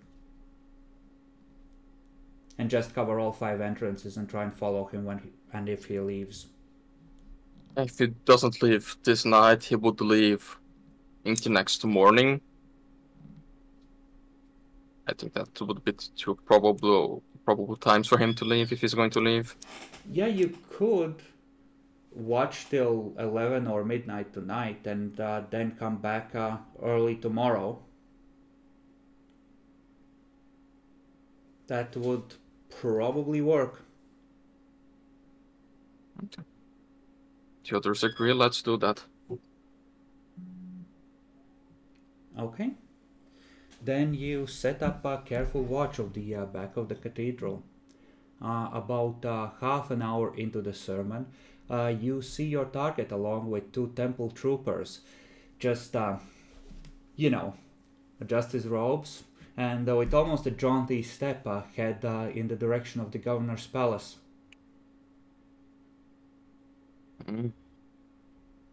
Now we see why he has to be eliminated. He's closing up with the governor. Well, he's following that direction along the waterfront. You don't know where he's going yet, but like, you have to actually successfully follow him. Yes. So you are attempting to shadow him effectively. He is unaware, and you have 3 people to trade off between. So one of you will have to lead, but this will be with a total of, I'm gonna say, plus 40 over what it would normally be. So this will be possible, as opposed to extremely unlikely. It would be like a move silently. It would be a shadow. Shadow. Is that a advanced skill? Yes, it is. Okay. I hope our resident assassin has that. It's locked behind the next rank, so I can't have it. Okay, I'm gonna say that, roll agility with plus 20.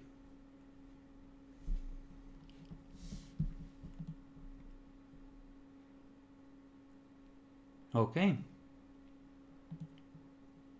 44 agility based. And let me check the ecclesiarchy priest. Oh, they do have awareness. I will give him a chance to notice, because people have probably tried to shank him once or twice. Or actually, no. Fuck the priest. The priest is fine. I'm gonna have one of the troopers roll. I think that's the fairest way, since it's their job to watch. And we'll see. Actually, with this, I'm gonna make both of them roll. Never fucking mind.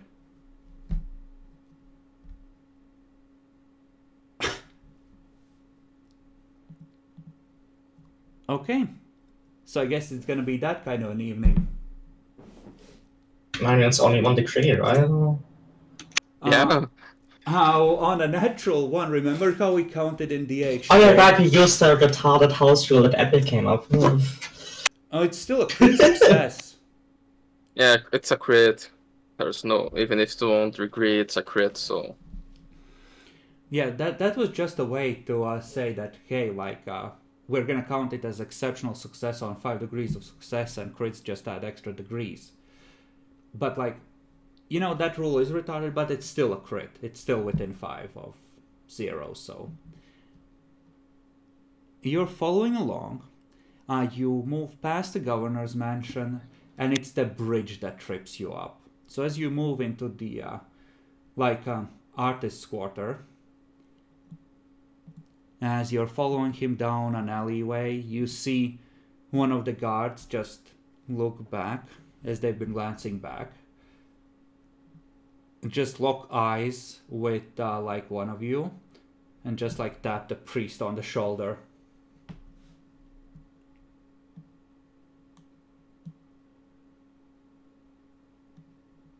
So he has 2 guards with him, armed with shotguns, and he himself has a sword, should you choose to enact any kind of a situation here. But you have been noticed. Retarded house rule, but yeah, okay. We probably don't want to engage. Rules as written. No, it's not a rule as written. There's no crits in the book. There is definitely crits. I will check.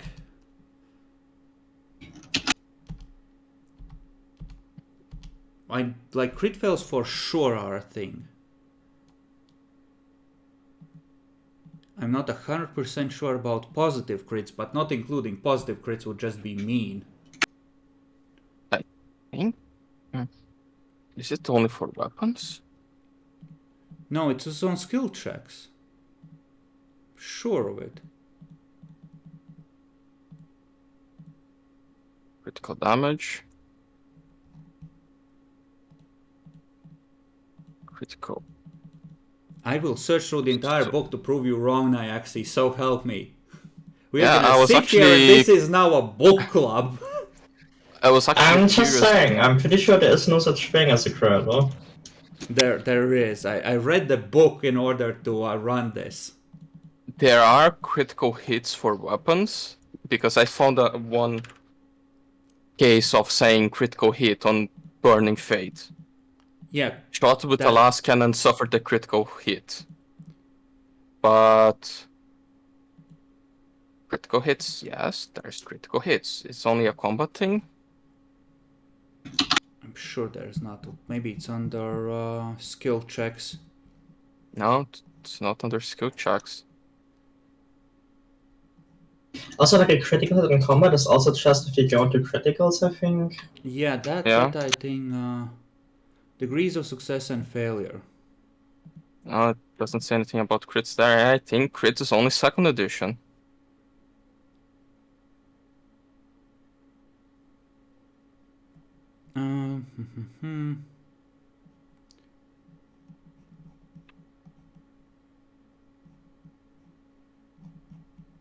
Skill tests.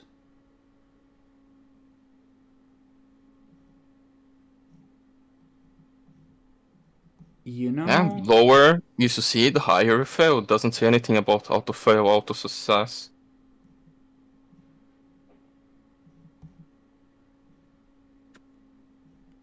Assistance, that's... I'm sure I read about it. I can't be fucking imagining it. Probably remembering 2nd edition, because it's for sure a thing on 2nd edition. I'll check the errata real quick just to be sure. Yeah, let's check the errata, because this might actually be important, and I don't want to house rule it into unrecognizability without a very good reason for it, and I don't want the reason to be chaos like, oh, there's more stupid bullshit happening this way. There's only 3 cases of critical, and I'll refer to critical damage on the errata. And critical hits that do not kill outright, so yeah, critical in combat. Oh yeah, my PDF reader crashed. Let's not send a report.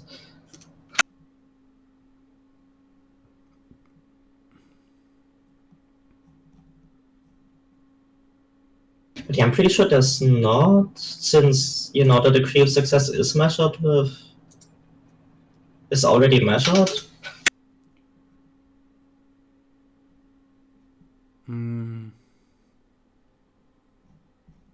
You do that, right? Bonus, okay.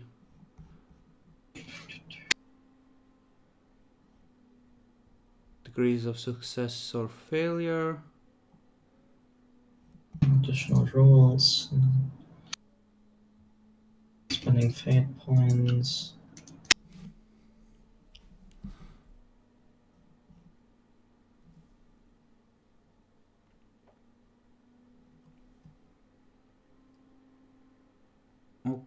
Okay.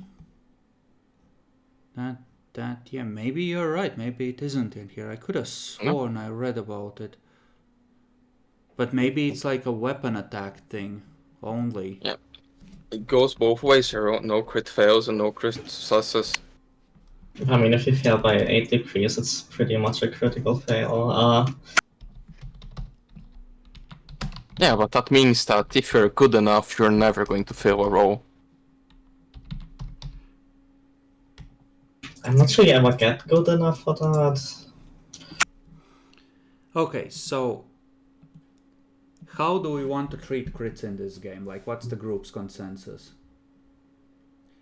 Like, personally, I think there needs to be the possibility of crit fail and crit success for drama's sake, but if all you think it's a bad idea, then fuck it.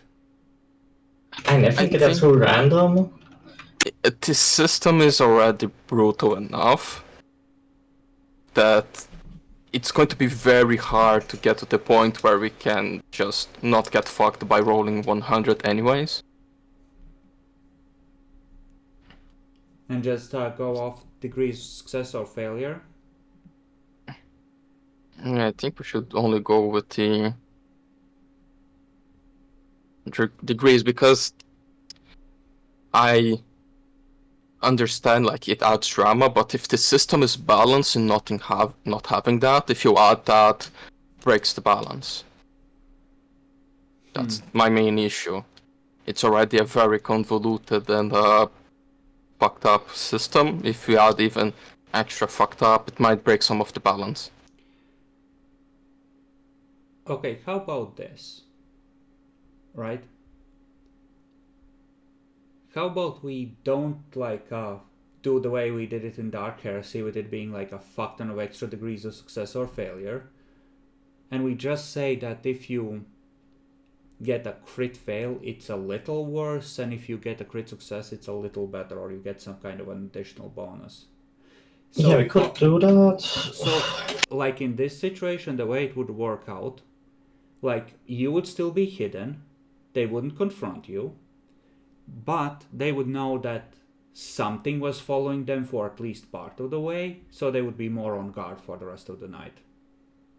Yeah, I think that's more reasonable. It's just, yeah, when you played Rogue Trader a second time, and like the extra degree roll came really to light how unbalanced it was when we did the boarding action. I don't even remember. Because it was like, it blew up the number of degrees so much that the damage was really brutal. And Dan, what about you? What do you think? It seems that the system does right as is, not with the critical successes or failures. Just these numbers seem pretty screwy. Okay, so are you okay with just making it like a little bit of extra thing? Maybe just a little bit. Okay, so we're gonna keep crit success and crit failures, but in a very mild way. Okay, so you pull back into the shadows, and they call out, "Hey, is someone there? We're armed. Come out and show yourself, heretic," the usual. No one appears. Must have been the wind. And eventually they proceed onwards, and you trail them more cautiously at a greater distance. And eventually you see them approach a building that is lit up, and you hear raucous laughter and the clink of glass from inside. It's like a tavern? Like some kind of a drinking establishment, it seems like. On the front you see a wooden sign with a fat man dressed in, like, the leprechaun coat, except it's bright pumpkin orange. And in Imperial Low Gothic it says the Orange Viscount. Not a bad name.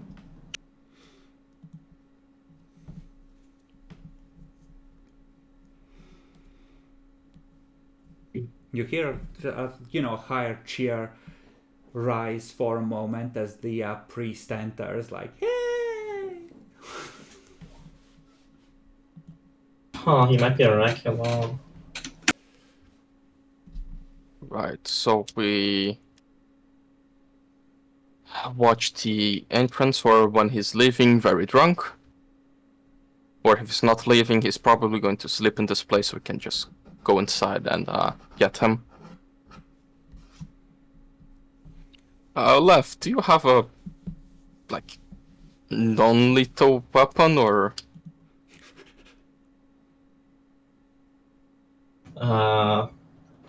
Like, you can attempt to stun someone, but you need to be ready to manacle them.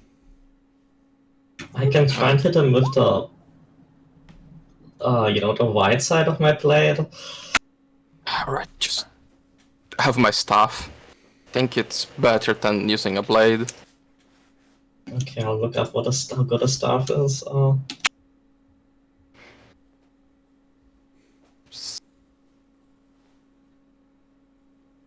Okay, sorry, I was looking at the text chat. What do you want to do? We are just going to stay outside and wait for him to eventually leave. I was just giving my staff, so it's better to knock someone out. No, with a staff, better than a blade. Mm-hmm.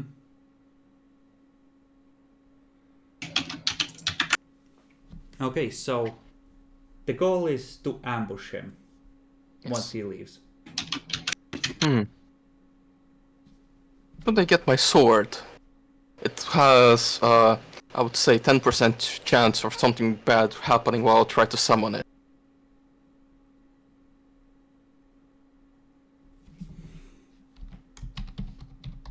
I mean, it's really up to you. Can I borrow yours? Sure. It's like a mono sword. Okay, yeah, same as mine. Perfect.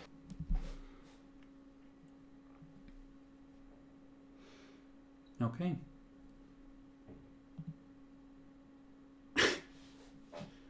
So, I assume you did not go fully armed and armored to the thing. You don't have your big guns with you. You have stub automatics. You have... Yeah, I have a compact las pistol, and I had my staff. Yeah, like the non-weird stuff. And I think you don't have armor necessarily either. Well, I have a quilted vest under my tattoo robes, but does it count as armor? Don't think so. No, not really. I guess like the body glove and the... Yeah, you can have your armor. I don't think any of you have armor that's like super Notable. conspicuous yet. It's just You're waiting here in my light power. With the heavy bolter cocked. Okay, so you can wait just outside the orange Viscount if you want, or alternatively, you can set up along a path, the path that he was taking to get here. If you assume that he's gonna head back to the temple. And then you can set up a full ambush and be within short range for a surprise round when you initiate. Okay, we also need to think about where to dump the guard bodies. No, the guards, like one of them was holding the child down when his gun went off and blew up his head, right? Sure. And the other was busy sodomizing the priest when he choked on his own tongue. Makes sense. Okay, yeah, so.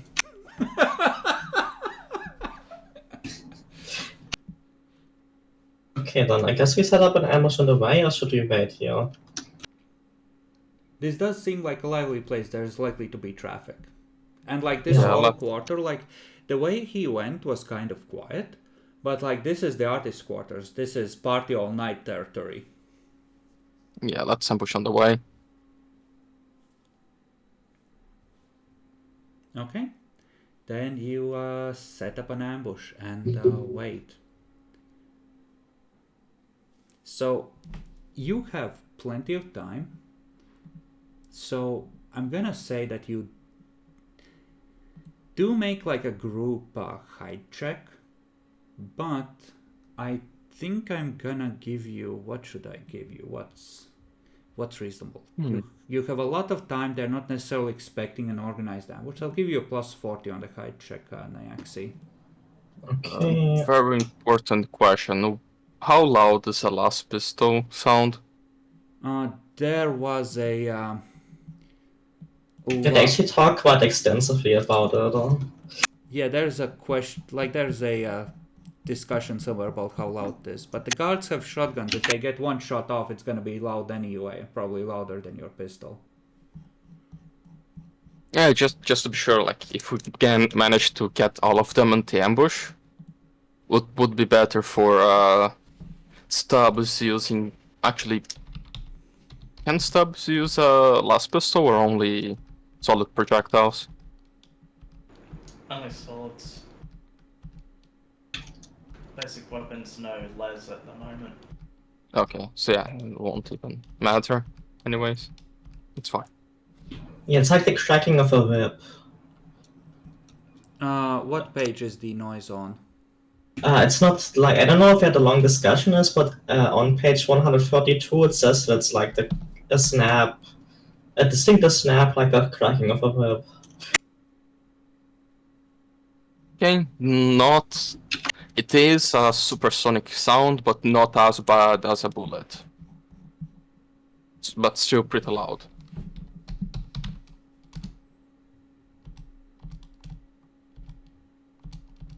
Ranged attacks. Okay, so you set up.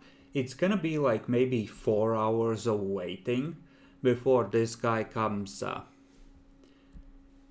walking back. Like you can see from the way he's walking, like he's not stumbling drunk, but you can see in the way he's walking that he's had a very good evening, and he's just like smiling, wide grin across his face, and he just every few moments he just like chuckles to himself a little, like remembering something particularly good.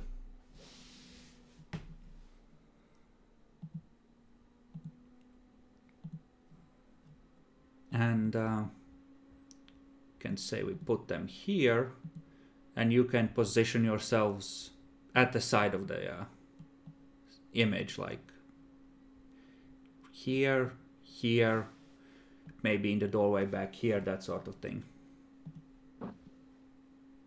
Okay, what was the bonus again? Plus 40, I think I said. Okay.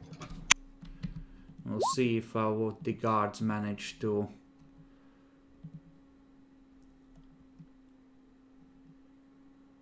Okay. I'm gonna say that with the 1, the first one to initiate on the surprise round, because there's no way the guards are beating this. But, oh, let's see, maybe I'll have to give them something as well. No. You know what? One of the guards has snuck a drink, and he's gonna be taking penalties on this combat.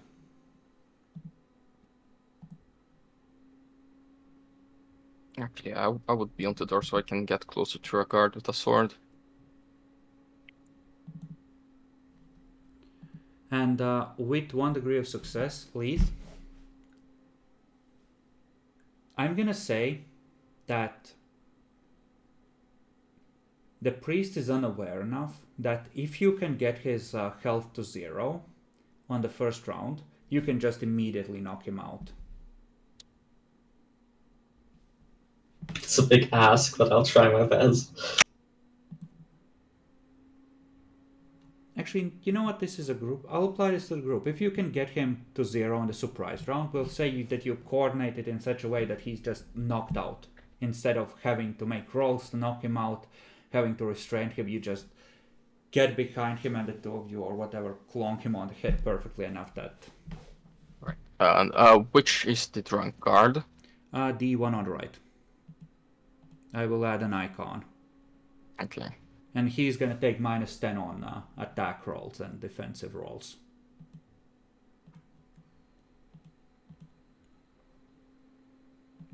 So you can roll into initiative.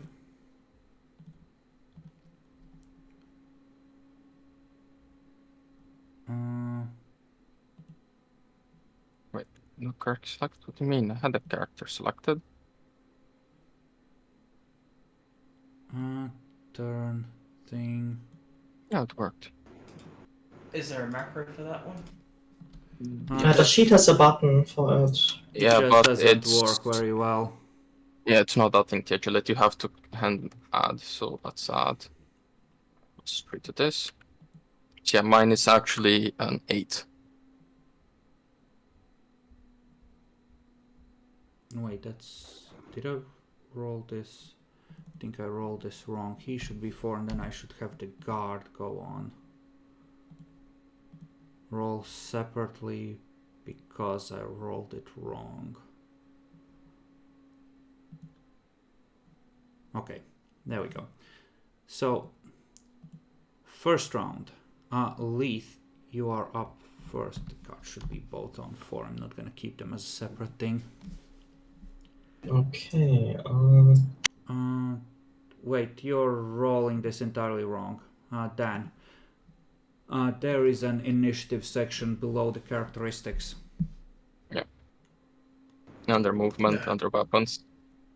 Have to reload.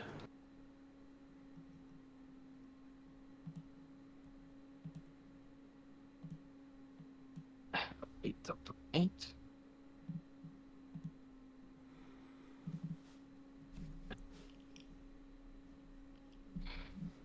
Three out of 3. Should be well within charge range. Yeah, charge is a thing. Charge should be probably 12 for you. Yeah, it's 12 for me. So right I guess I'll charge the priest. That's a plus 20 to the hit. Okay, this is an unaware target, so I think you get like a plus 20? Plus 30? Something like that. I think Oh, plus yeah, 30 that's was for... we should check. Yeah, combat, blah blah blah. Unaware target. Surprise. Yes, this is... Yeah, plus 30, yeah. Plus 30. Okay, so charge plus 30. If only you had these spicy attacks, but not yet. He can defend against this, so he just has soak. I don't think he even has armor against this. He just has his amount like his robes. 11. It's a pretty good damage roll.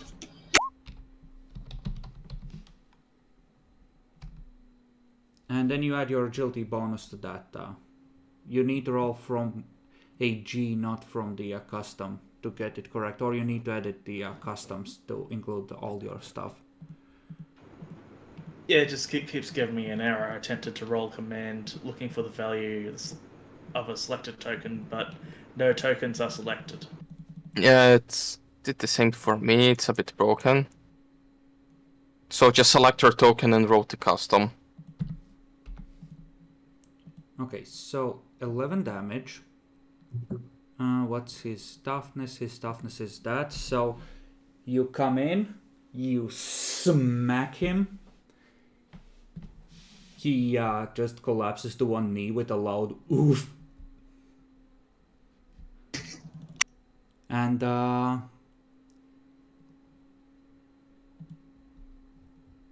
then or just roll 1d10 plus your agility bonus by hand. If it's a pain in the ass to find it, then I'll add you by hand.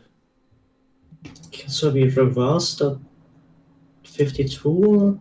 So it's a 25, so I hit him in the left arm, I guess. Okay.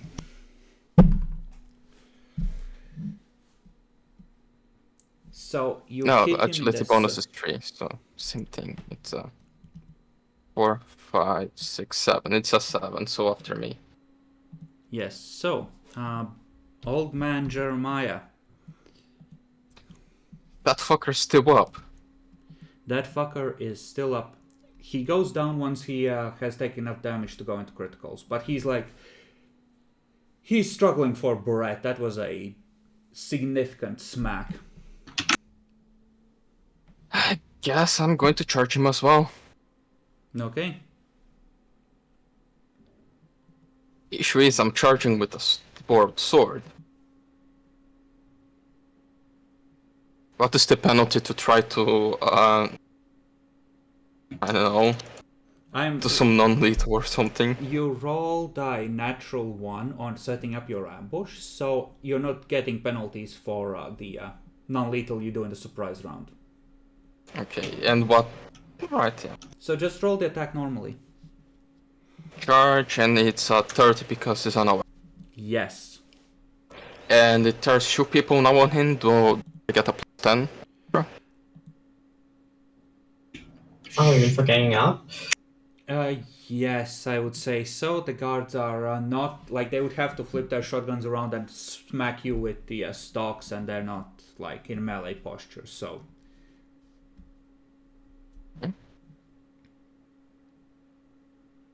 Okay, roll damage. With your old man's strength. Okay, and that is enough. So, that is a 73. What is a 73? Where do you hit him?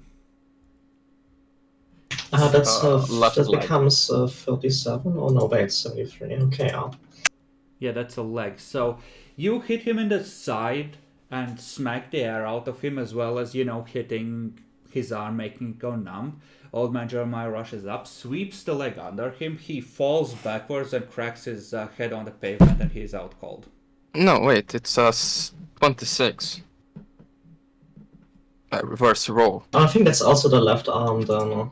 Yeah. His arm is wounded, let's strike it again. It's 70... It's 37, no, but that's a 73. That's... No, the 37 is what skill he has. The roll is at the very bottom. Oh. Yeah, I rolled the 62, so it's a 26.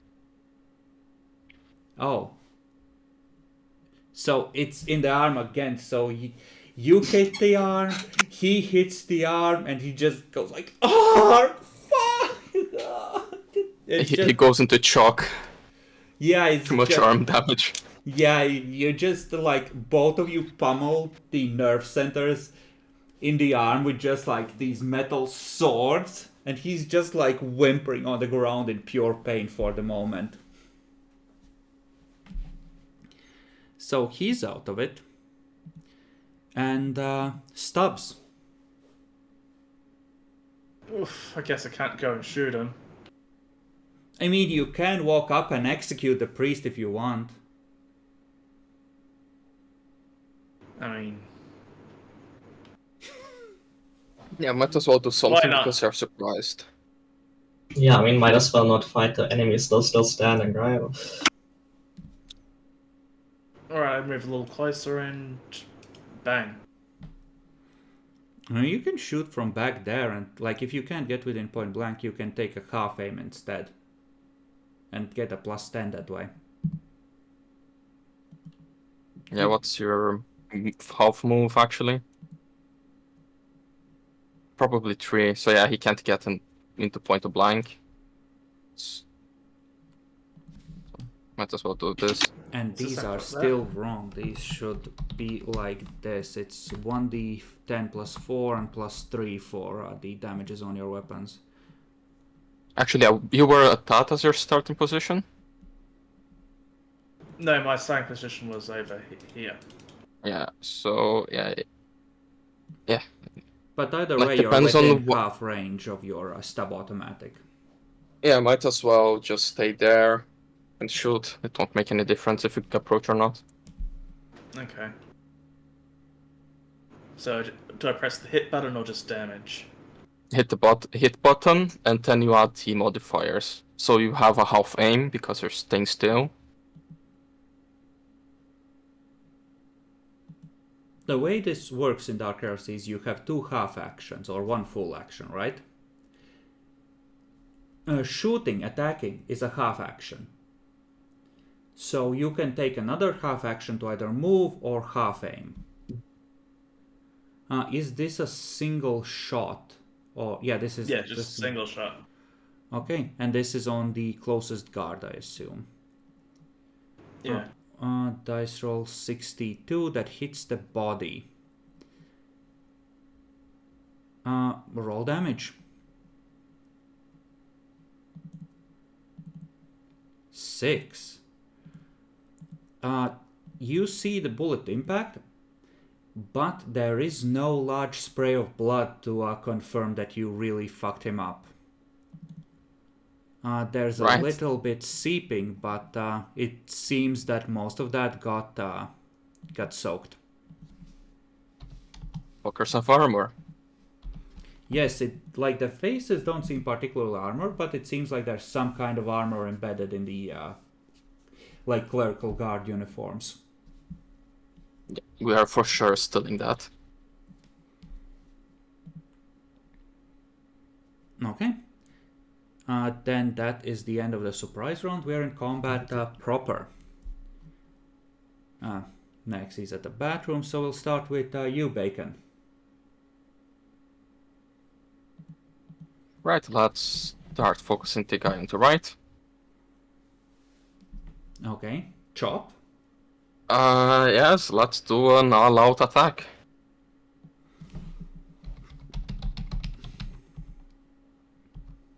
So, no aim. All out. And no extra modifiers because it's not surprise anymore. Correct? Yes. The only modifiers are on him for being drunk. Oh well, that's a failure. Let's try to reroll. Bacon living that fate point life. I have to use it, right? Like, don't we gain 1 perception or something? Well, you regain your full set, but Oh, even better. Yeah, let's reroll. So no aim. it resets at the start of every session. All Alright, out. you have plenty, so you can afford to reroll. See, now I hit. Let's chop him. Okay. And damage. Okay, holy shit. Pen 2. So, you feel 14. a moment of resistance as the sword slides through the armor. But it is a very good sword. So, reduced by that. He is barely standing, but he is not into criticals yet.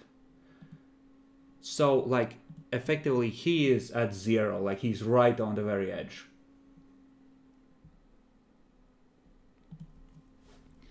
And, Leith, we move to Bacon's turn because you weren't here, but what would you like to do? I'll attack the guy in front of me. That's the guard, I mean. Mm-hmm. I guess I can half aim since I'm not moving. Or just doing an all out. And aren't there penalties for an all out? No, You you lose get your it's a reaction. +1. But what if he hits me back? Oh yeah. If you can do a reaction, yeah, might as well do that. Imagine being able to dodge or something. Lamau. Okay, half aim, standard. Oh yeah, that's lightning attack. I wish I had that, but you know, how about future? And Jackalor with his 2 power sword blender. I could reroll that. Yeah, it's very rerollable. An 83% chance it's better. Oh, you only have a staff. Yeah, I borrowed. We switched weapons so I could take down the priest. But yeah, it wasn't really necessary. It's a bad decision in the end. But yeah, let's reroll that. I have 2 fate points. So let me take it down and then I can do my half aim attack again. Come on! Ooh, bad. I feel like my boss who got us into this situation. Okay.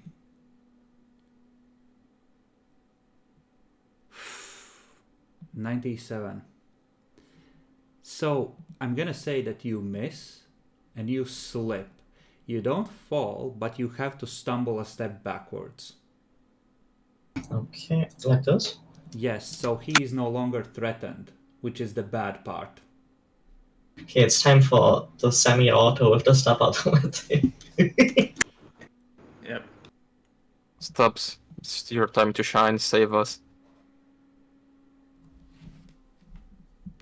You would not have a clean shot at the guy in the back right now, so you would, if you try to shoot right there, you could semi-auto to try and take down both of them, and just like switch to this target with the rest of the shots once this guy fell, but...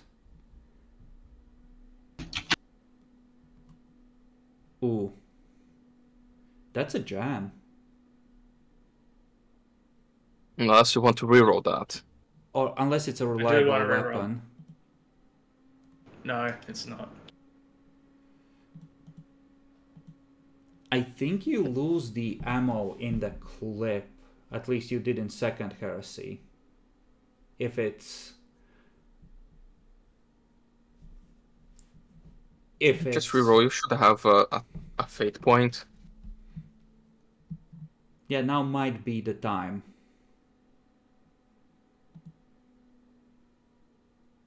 See? Perfect. Okay, so roll on the closest one first. Okay, that kills him. And then 2 damages. Oh, okay. Wow, nice. That's actually Emperor's Fury, so roll your at the 100, please. Yes, 100%. If it's below 88, to do an extra 1d10 damage. On the same attack, so it doesn't go through... Yep. Go You through... want the 10? You soak want again. another 10 now? If you get another 10, you can do it again. 20. Where does 20 even hit? Ah, It's left 17. arm. No, it's not left arm. It's right arm this time. right. And you can do your other shots if you get another 10. So it's 17. Come on, 5. 10. Kill him in that's- 1 round. No, the other actual stab automatic damage. Yes. You just have a tight grouping. You just put the bullets into all. Okay. Probably dead, right? How is the rotation when you start with right arm? I never knew the rotations. Wait, I'm trying to find the table.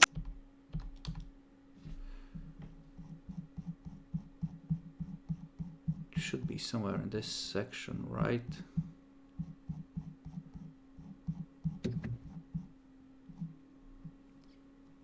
We should at least look at the critical effects for this guy, even if he's gonna die, right? Yes. Yeah. So it's 17, right? He soaks 5 of that. That's 12. So he's 3 into criticals.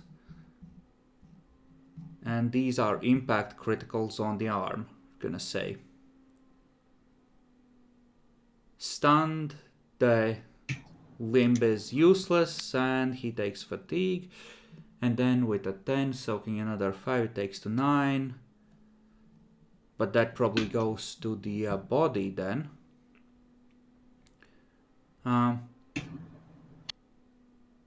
So... Oh yeah, that's a nice one. Yeah, he just... You hit him in the arm, he reels back in pain, clutching at it, dropping his shotgun, you shoot him in the chest. That's a kill shot right over the heart, and he just... spews up like a torrent of blood that collapses on the ground in a widening puddle of gore. Alright. Make sure Jeremiah gives a thumbs up. Make sure you note down the 4 bullets you spent on this encounter. And what would you like to do? I give Lev back her sword, and alright, let's bring the bodies out of here.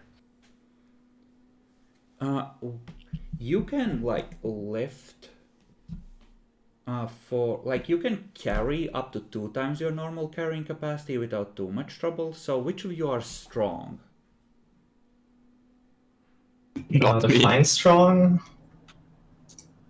Like what's your total carrying capacity normally? How do you calculate that again? It's like toughness and strength bonus or something. Yeah, Yes, and there was a table.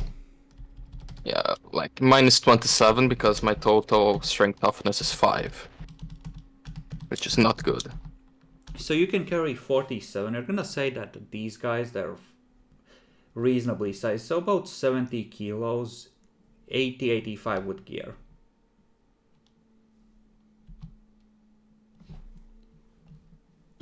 What about you, Stubbs? Are you good at carrying stuff? Probably not. Oh, you're really not. No. So 27 for Stubbs. And Leith is actually the best at it. So Leith can carry 72. So if you leave the... Like, Leith can carry the priest, I'm gonna say. It's a little awkward, but you can manage it. The two of you can together carry one of the guards along with all their gear, and you can just toss the extra shotgun on top of the body. But you're gonna have to leave one of the bodies behind you. Don't have enough carrying capacity to move at reasonable speed. Unless you take more than one trip. But, like, shots were fired in this area. Right, I look at Stubbs. How fast do you think you can take their equipment off? I mean, I probably could take a fair bit of it off, yeah. Rifling Yeah. pockets, taking their ammo, taking the shotgun, very quick, very easy. Actually stripping off the tightly fitted armor bodysuit, that is gonna mean a delay of a few minutes. Yeah, the plan is not being identified. That's the issue. They can be identified. We need to make. You have shotguns here, which are loaded. Level them at the face, and you want to strip the uniforms off for that reason as well. Yeah. Okay, then, sure. Who has been the luckiest so far? I think, Dan, you've rolled a lot of failures tonight. Roll a luck dice to see if anyone shows up in the few minutes it takes to strip off the...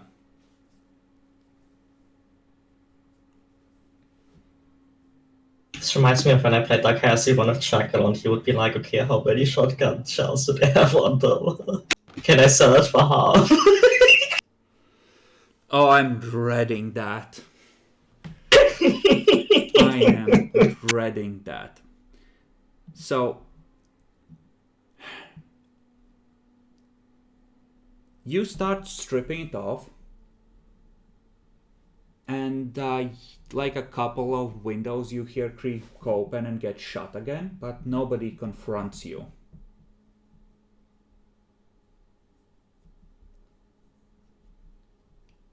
But people will know that there were 3 figures, Oh, actually, I would ask Liv to just leave with the living guy and just be far away while we strip, so no one can. Like, if we get caught, at least the mission critical part is done.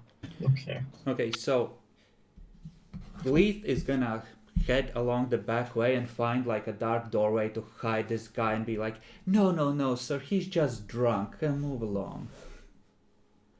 He'll be fine. He always gets weepy as if in pain when he's been like, stay quiet, bitch. But okay, so they'll know that there were 2 strange men stripping these guys. Yes. Okay, you strip them. So are you leaving the bodies and just taking the equipment, or are you taking one of the bodies as well? I don't know. No, how we you just. would want to. Yeah, we just take the equipment and shotgun the bodies to deface them, and we run. Okay, total of 18 shotgun shells then, and 2 shotguns, and 2 temple guard armored uniforms.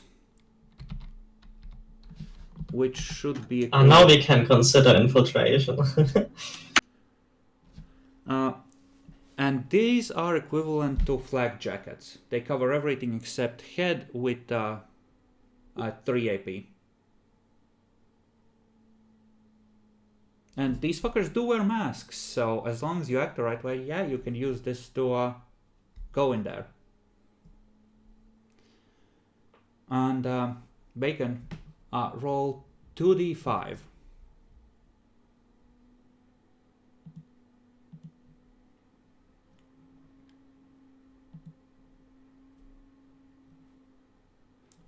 The guards between them had 6 thrones.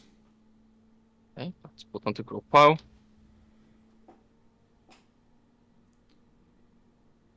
Okay. Leith, I assume you disarmed the priest. Yeah, and does he have a weapon? He has a sword with a stylized sunburst as the pommel. Cool. How hard it is to sell, though. Like, I mean, this is the fate of the Emperor. Like, it's not so unique a weapon that it would be impossible to sell, but like...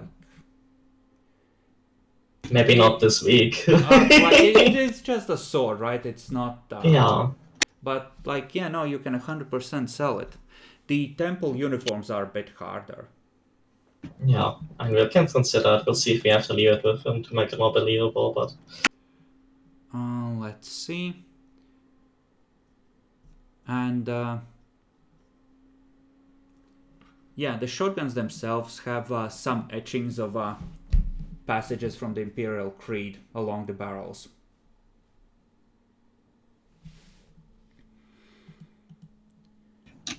And you know, there's probably people that saw you and plenty of them, but you're able to escape and rendezvous with Leith. So, next question.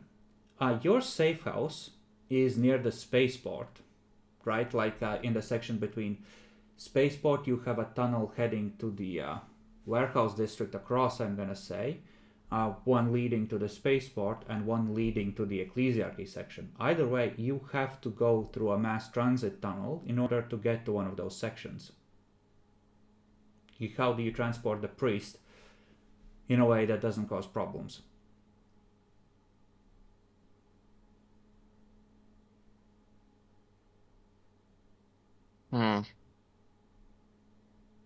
Get out of the car. This is my ride now. I mean, I was thinking that. Any cars we could steal? I'm a be real. When your mind goes there, Stubbs, it's like 5 to 10 years in max sec, condemned to heavy labor on repeated offense servitorization. Yeah. Yeah. I guess easier would be not bring him to our safe house. Yes, your shop would be in the warehouse district if you want to bring him there. Or you can set up a thing in this district, like something, right? That's perfectly fine as well. I think it would be more probable for like he do his bad deeds around here. So while one of us does the tattoo, the other set up the scene, and the other goes to grab a child. Okay.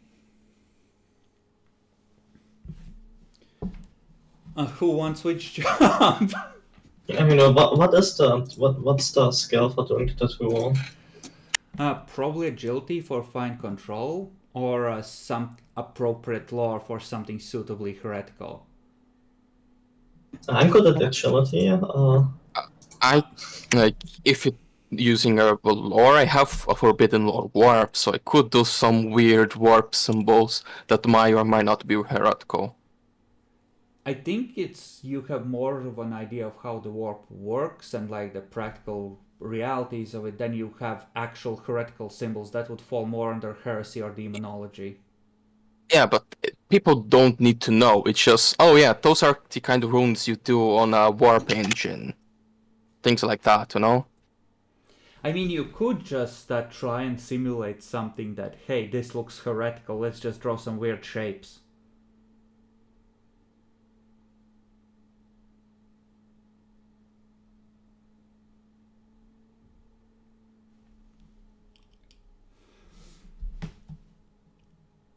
Actually know what it says on the warp. Yeah. My Next, plan it was just actual, not heretical runes, but just some heretical actually. writings, like something that looks sus.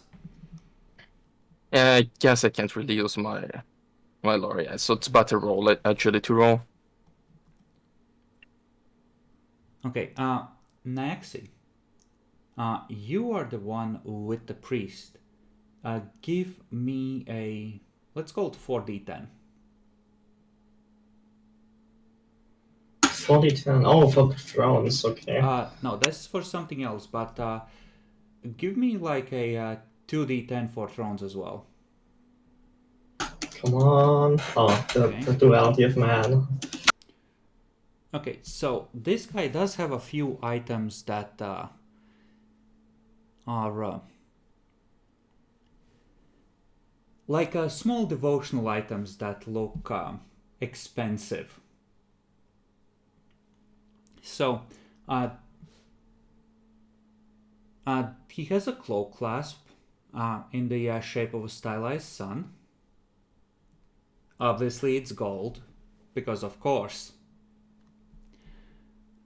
He has earrings adorned with small solar crests.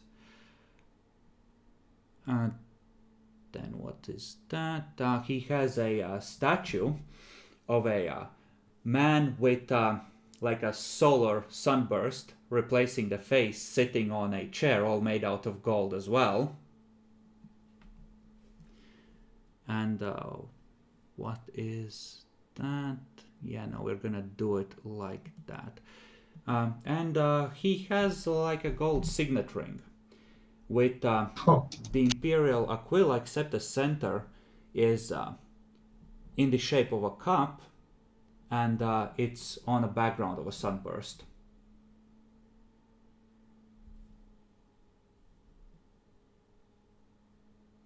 So like the center part of the eagle is replaced by a cup, so it's like a winged cup descending from the sun.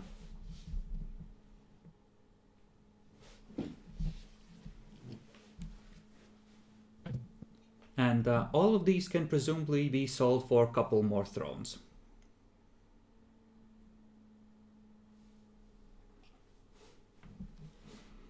Should you be shekel starved, as I know you are. Yes. How are we gonna afford a corpse starch if we don't take these? You had 3 bodies! You're down to 1 and you can't even eat it! What are you doing, Nyaxi? What are you doing? You could have eaten for a month off of those people. But we need him staged somewhere. Yeah, it's like, you complain about not having corpse starch while you're leaving perfectly good imperial citizens dead in the street. But we don't have a corpse starch machine. Okay, so you have looted him, you have a sword, you have his personal effects.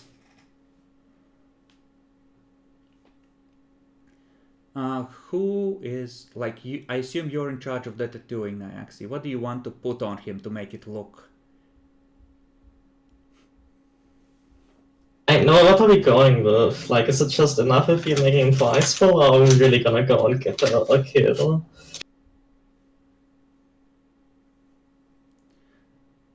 You think we should go with the kit, but just some random things that might look heretical, like a bunch of, I don't know, draw some dicks on him, something that really looks like, he's really a deviant.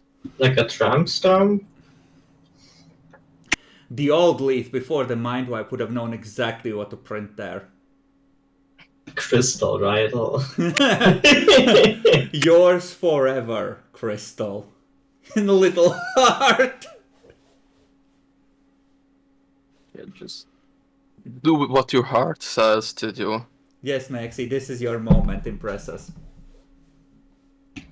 Yeah, let's just give him a tramp stamp, make it like cutesy.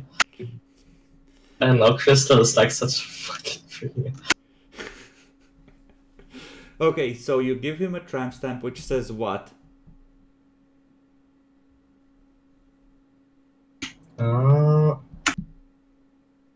Let me check what is. I need to keep like a Latin word.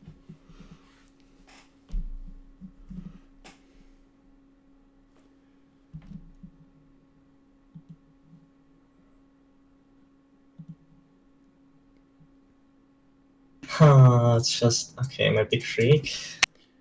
Yeah, that's the thing, like, you don't have Speak High Gothic yet. So it would have to be in English. Just has to be a cool word. I mean, there's not many words that are like sun-like for in English, you know. Okay, sure. Sunny, use forever. As a tramp stamp.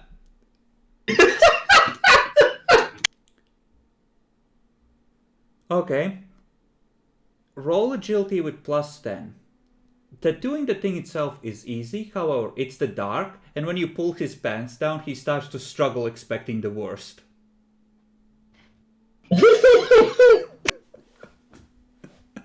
Maybe we should violate him just to make it more believable. I mean, Wow. we do Wow, have a wooden Jeremiah, hand staff me with the us. staff! Wow! That's fucking horrible. So, I'll re-roll that. just leave him with a staff in one end, with a with a belt wrapped around the other end, a fresh tattoo and covered in booze. I still have to kill him, right? Well, that's what the belt is for. Yeah. Okay, it's a little better. It's just a little less shabby tattoo. Okay. So, the tattoo is crappy. That is not necessarily a deal breaker if the rest of the staging is on point.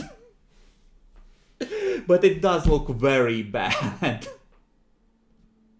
You're still struggling. I just killed him first. No, we need to be realistic. We need to kill him with the belt. Does his clothes have a belt? You know, it probably doesn't, because it's like a ceremonial robe, right? Like, it doesn't have a good leather belt as part of it. Fucker probably Right, wears but- fucking suspenders or something, right? But you can just double wrap his throat in suspenders and... But the guards have belts, right? On their armors, there's probably some belts to make it. It's like a one-piece bodysuit. But there are Yeah, gun and- belts on the shotguns that you can detach. I mean, it doesn't have belts to make it fit properly if it's a heavy suit. No, distribute the weight. You assume they care about them being comfortable. No, all the weight goes like on the shoulders. That's retarded. Yes. Like, it's not about being comfortable, it's about being effective. Did you see how easily they went down?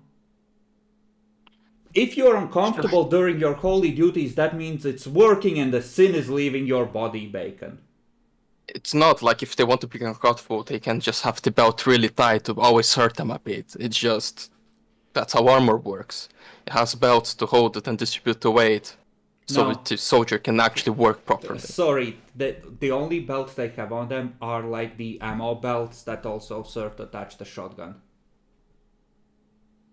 So you can have like you can have the priest dead in one of the guards' armor belts, and that will explain why the guards aren't there, because like they must have run off after they accidentally killed the priest in one of their group orgies. Yeah. Yeah, we can't use. I can use the shotgun belt. We only need one, anyways. You can detach it from the shotgun. You can keep the gun. Yeah, but like only one person can realistically use the shotgun, I think, right? I think Leith can as well, but Leith all like I both of already them own a already have shotgun. shotguns. These are extra. You can So, just yeah. sell these. So Yeah. So we use the shotgun belt to hang him. Okay, so who's getting the apartment, who's getting the child?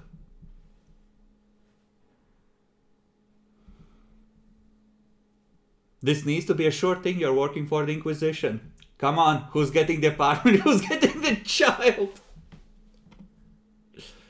I was thinking on like, do we need to do an? I think he needs to be found in a public place. So I was thinking on like a clean alleyway, the bot on the ground, booze on his clothes, and he asphyxie himself in a While public the guards space. were guarding the entrance. Yeah. And then he died and they ran away. Because if we do an apartment, it will be very easy for them to cover it up. Okay, alleyway. Not a room at an inn, an alleyway specifically. Yes. Okay, so this guy was apparently really into the low-end kind of flavor. Got it. Yes. The risk of being caught is what makes it good, you know? Kyle, pull the belt tighter. I'm too close.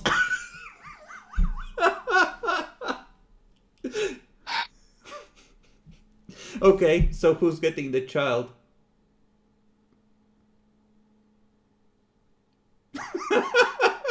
Like, I think Stavs would better to grab it, but I don't think we have really the time. It's almost morning, right?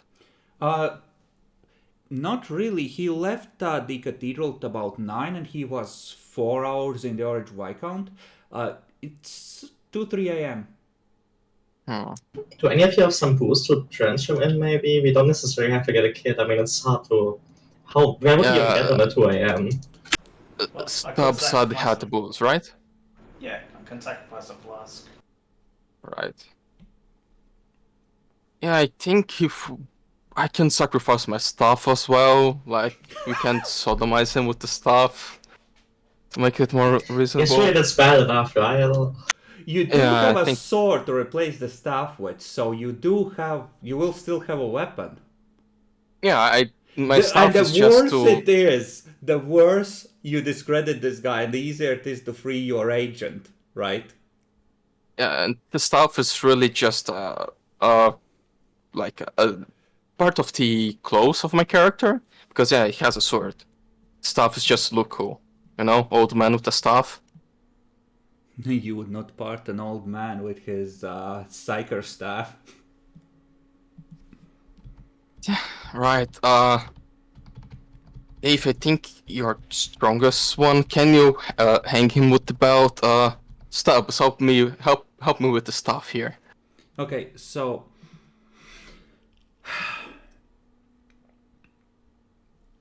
I can't believe that this is how you chose. Like, I expected you to do something sexual to discredit that priest, but this is extra, okay? I mean, so... what else would you do? I think... those of you who have awareness... like, those of you who have move silently, use move silently. Those of you who have awareness, use awareness. Let's see how well you make sure you're not disturbed and set this up to, without people noticing you setting this up. Yeah, I'm going to spend a fate point for extra 10.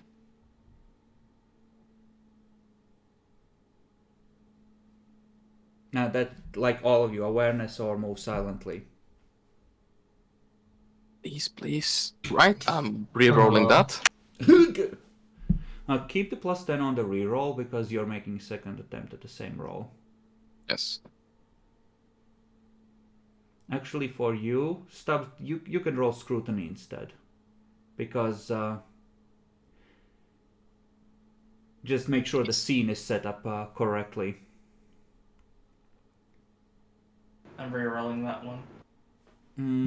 You have fate points left? Yeah, I have 2. Okay. Oh my god. Okay. Well, no crit fails, so it's at least not the worst. So silent move next. You're gonna leave it where it is. I don't have fate points left, I only have 2, and I used them on tattooing and combat. Okay. Okay. So you, the priest is starting to come to, despite the horrible amount of pain he has suffered. So he starts to just like clawing at you, like, no. The Emperor will damn you forever. The Emperor will damn you forever, as you're tightening the belt. And then one of you just like pushes the staff and he starts screaming, which cuts so it's like then he eventually, like a couple of long minutes later, he passes out, and he's just like lying there, sliding slowly into the belt, it tightening and tightening. Yeah, no, he's not getting out. It's time to fucking go! And you run. Before that, we pull his pants down and put his hand on his crotch. Well, of course, yeah. You know, it's... You know... Sure. Sure. You do that, you run off. When you next check in at your safe house, there is a printout on the text caster which says, I knew I was right about you. Well done. Wait further orders. Oh, that's the worst prize he's ever given us.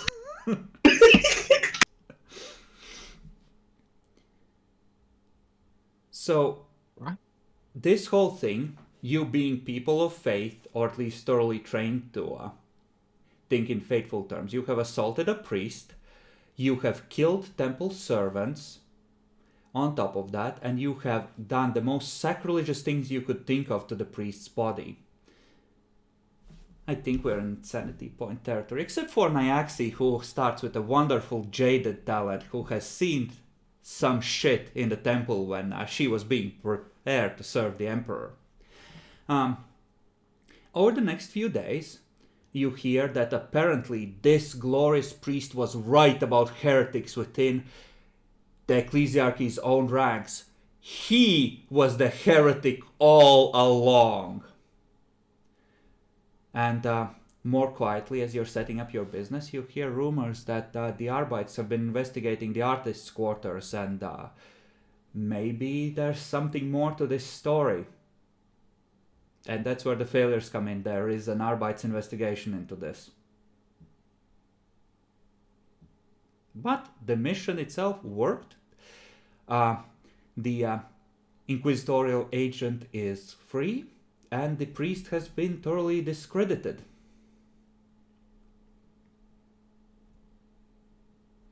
Right. 1d10 insanity? I was thinking 1d5. I'm not gonna... Come on, like, 3 to match my corruption. Ah. Sad.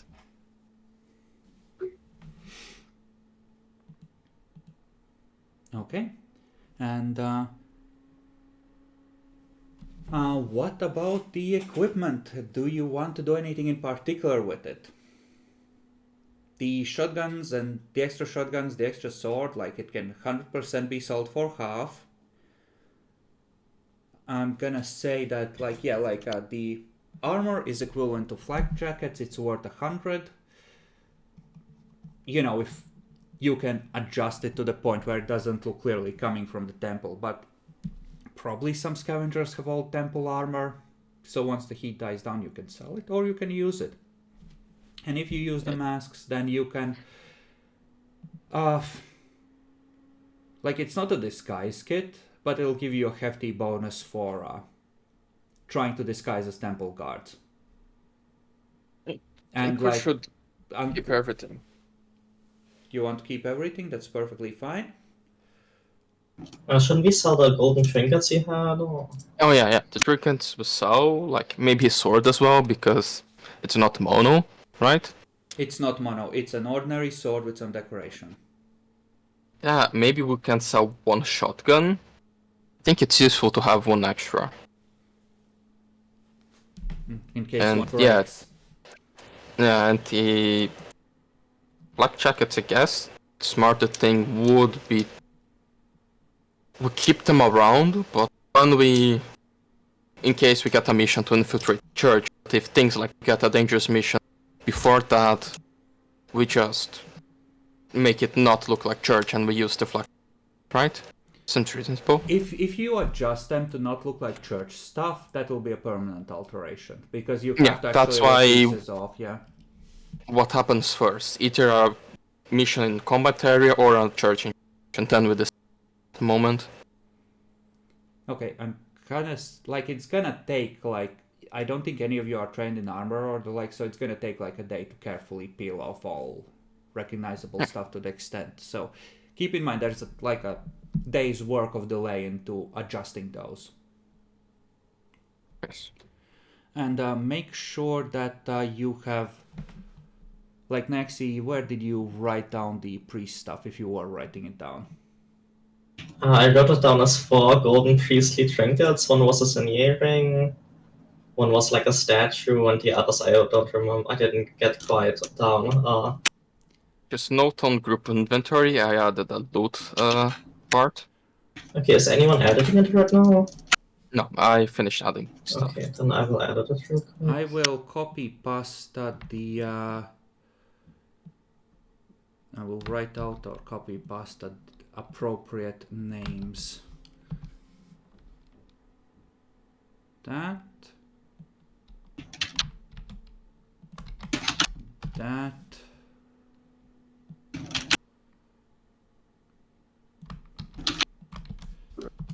And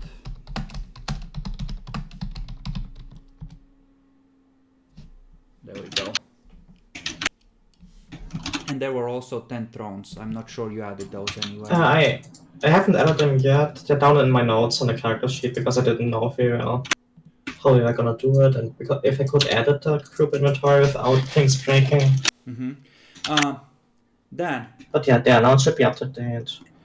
So you have helped do horrible acts to the Emperor's servants, even though it's in the service of the Inquisition. Please roll 1d5 and add that many insanity points to your character.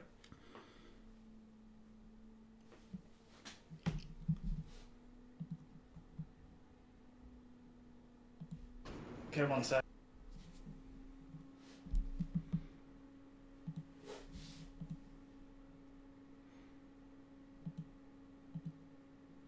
And yeah, the Inquisitor is proud of you. You have done a good job.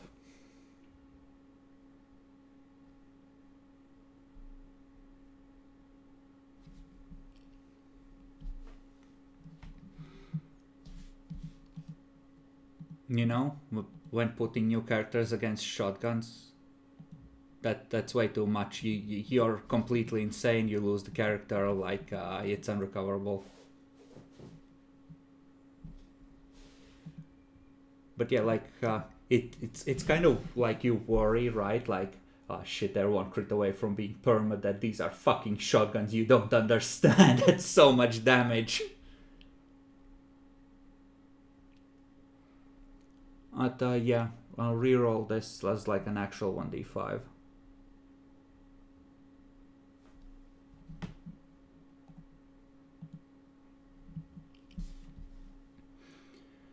So, anything else you want to do with your newly acquired wealth of all of 16 thrones and 4 trinkets? We could sell the trinkets, maybe. Yeah, we sold the trinkets and we continue to set up our business. Is there any reports you want to make to the Inquisitor beyond the obvious success? Any information you want to pass along or think is important? Or say anything noteworthy. We need to do a proper full report, like what we done, why we did this way, like talk about the dead guards, how we did to discredit him. We write a proper full report. As a psyker, I have to say everything I do to not cause distrust. I considered using my psychic powers, but I was a good boy. I didn't use them. Yes, at this moment would be very convenient to have an extra sword.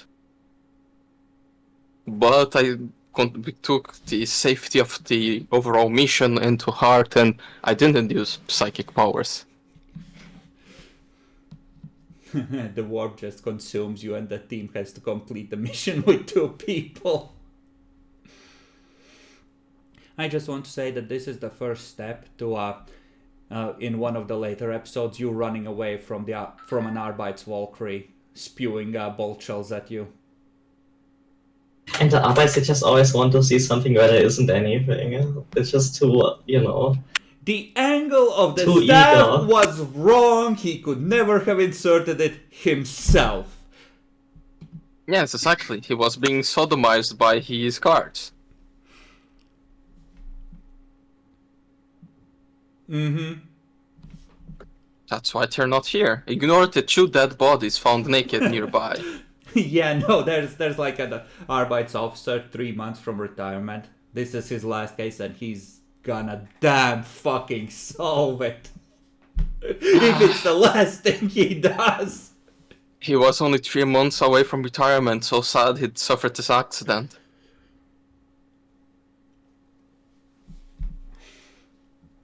Yeah, no, like I said, the Arbeits are one of the... they actually have more heavy equipment than the Steel Guard. The Steel Guard is mostly infantry and like transport vehicles, right? Like, they effectively have the equivalent of cop cars. Arbeits have actual APCs and air. I mean, yeah, that's what cops usually have, right? Yes, like cops combat helicopters! Yeah, they have helicopters with heavy machine guns, and they also have APCs. It's normal, right? Also, I really like how the AI generated it is Steel Guard. It really adds to the scuff of it.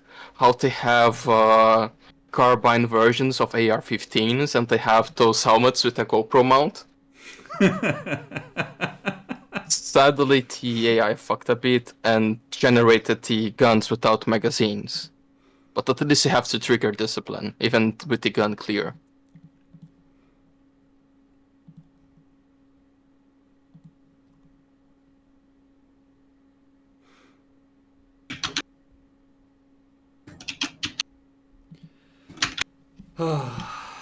It's magnificent. So, what are your thoughts for now?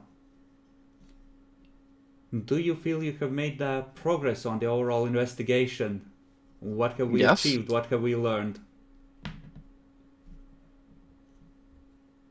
We learned that the church might actually cause trouble for our operation, and not everyone should be distrusted unless only the Inquisitor can be trusted. He's the only one correct.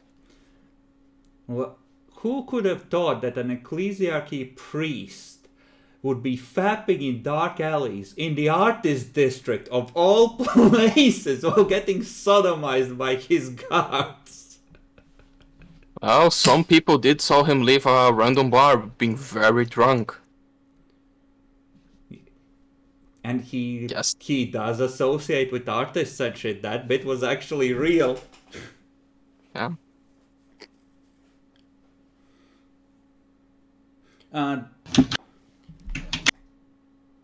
Let's see, Dan. No, like you really do need to reroll that insanity as a 1d5. And you should change the Amasec flask to an empty flask on your inventory for obvious reasons. So sad.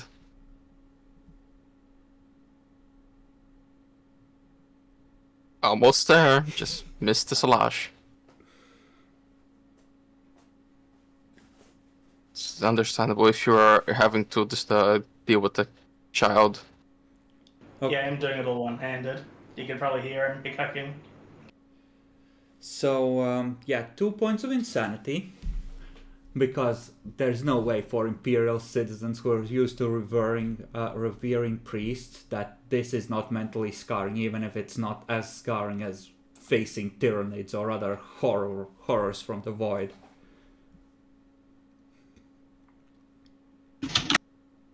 Yeah, even more having to like just put the stuff on his ass. That's a memory that you can't really let it go.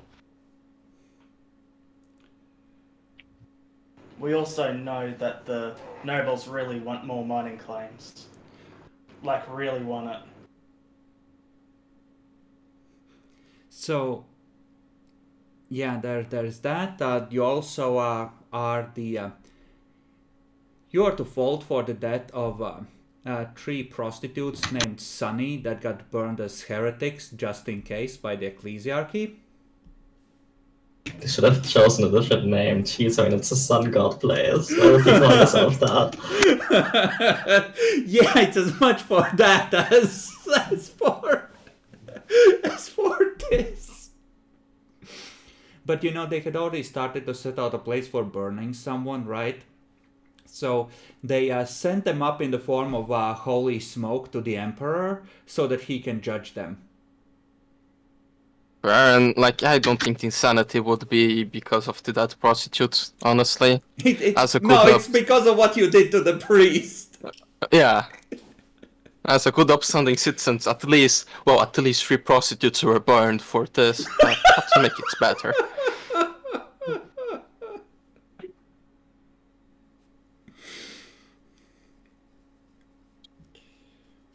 Yeah, the Arbites are questioning everyone at the Orange Viscount about anyone with the nickname of or name of Sunny that frequents the place. Like, they are checking that lead along with everyone. Like, the Artist's Quarter, this is a big deal. This was, as far as the Arbites think, this might have been the brutal murder of a well-respected priest of the ecclesiarchy. This is high-grade heresy shit. So they have like 50 guys canvassing the area looking for any clue. As a little joke, we should just, whenever we kill someone, we should tattoo them Sunny. You'll never catch me, copper sign, Sunny. I mean, you could have a signature if you want. It's a bad idea. Eventually, they bring in Mechanicus Magus. No, this is a copycat. The ink does not match the other tattoos.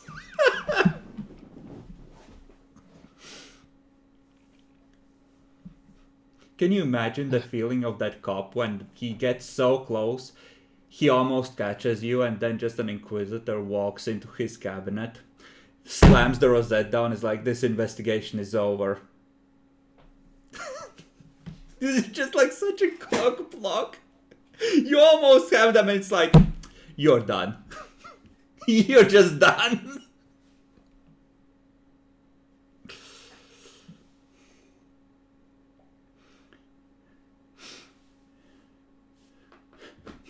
I mean, that is... This is just like... When the Inquisition starts swinging its dick around. Either I order my ship in orbit to land strike your fortress, or the investigation into the one called Sunny ends today.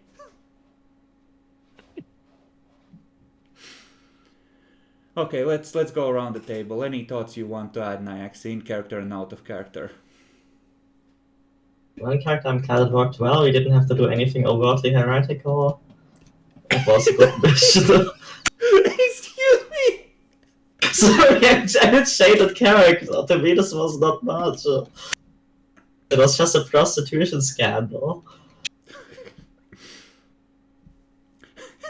The Arbites are like, no. I know Sunny. Sunny would never have done this. And in character, out of character, I mean, I'm looking forward to my first debate.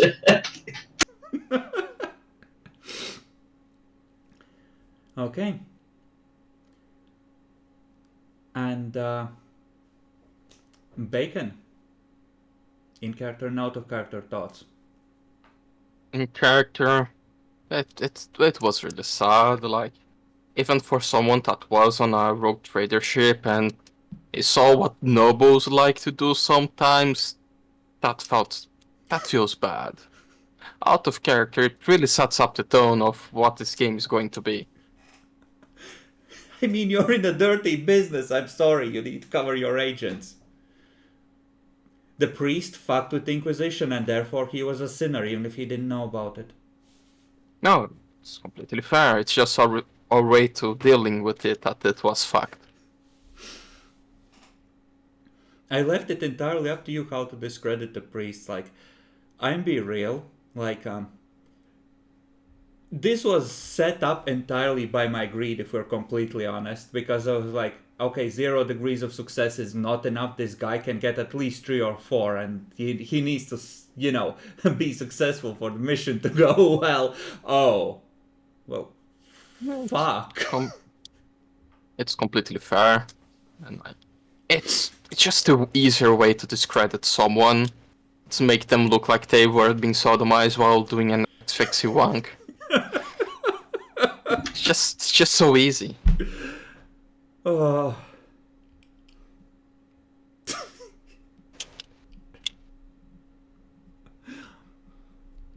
I mean, this is gonna renew the discussions about just burning the artist's quarter down to the ground and starting from scratch. Yeah, honestly, it's a fair thing. The Mechanicus just need to make it public their GPT technology to replace the artists. GPT is illegal in Mechanicus.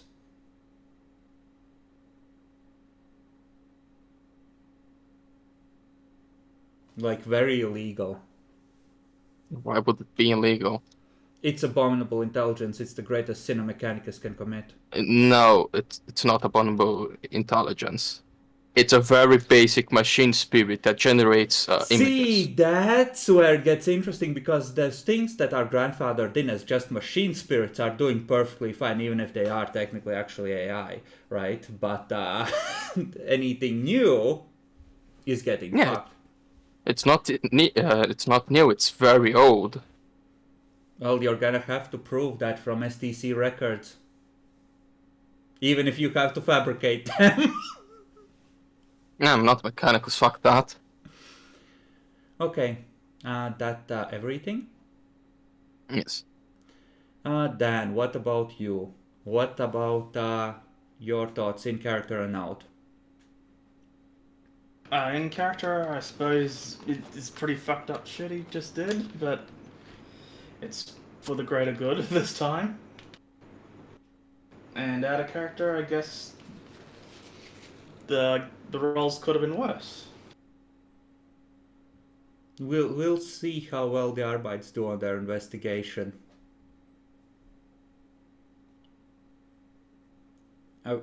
I'm not gonna make actual skill checks for them. I'll just roll D1. Actually, we can do that now. We'll roll D100. The lower it is, the better the Arbeits do in their initial investigation.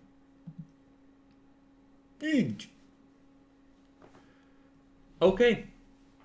Yeah, the Arbeits investigation has been shut down. It's very publicly known that there is no Arbeits investigation anymore. They are convinced that this was a public wanking incident.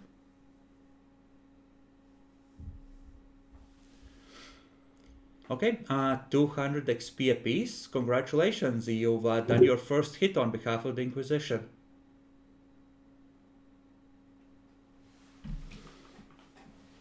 That Right, poor, so that's... that poor guy. The people loved him.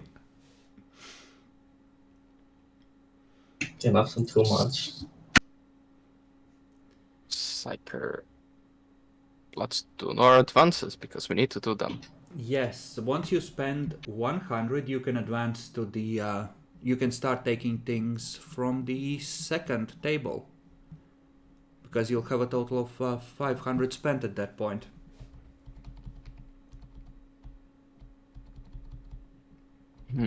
I think Psi rating you can't get yet because that's level. Like, you need 200 for that. Yes. What's paranoia? It's initiative bonus. Initiative bonus, and the SD makes awareness rolls for you passively even when you aren't looking. So it's harder to ambush you. good.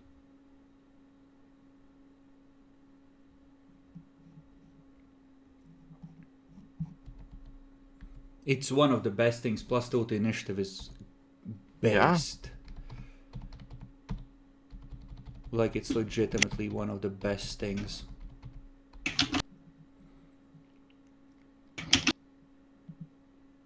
And remark, quick draw is good if you don't have that already for the first. Don't, but I really don't want to focus on that much on combat. Okay. And what about Chemgeld? That implies I would have money to use Scamgeld. I mean that's chemical castration, Bacon. Yeah, but don't you need equipment to do that? I mean, that would be arranged for you if you take it. Like, you're in the Inquisitor's good graces for now.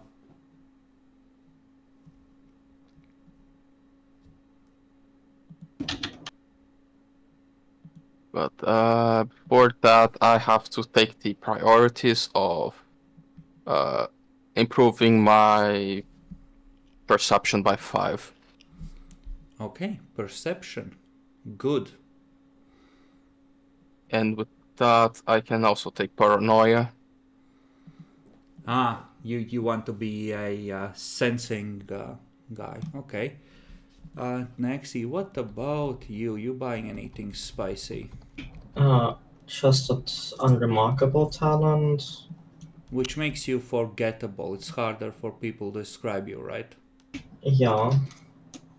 And then I'm just looking at the next rank to see what I can buy for 100. Is unremarkable part of the... Yeah, it's errata in the errata. Ah, okay.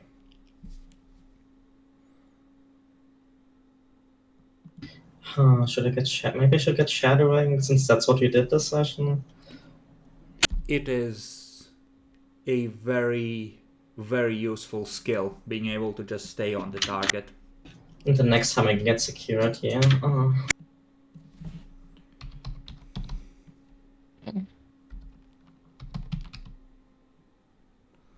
What else is there here? There's some melee things here. I don't know how good they are, like Berserk Charge, Furious Assault. But I haven't looked, like I can't remember that.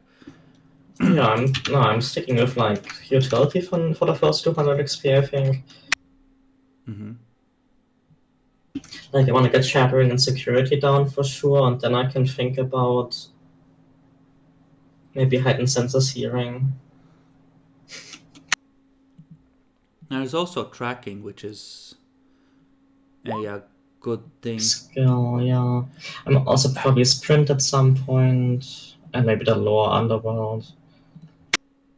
No, it's not perfect, but that's not a bad row of awareness. So you write up a proper thing, you report to the Inquisitor describing all the items you have gotten, etc. I have actually an idea for you.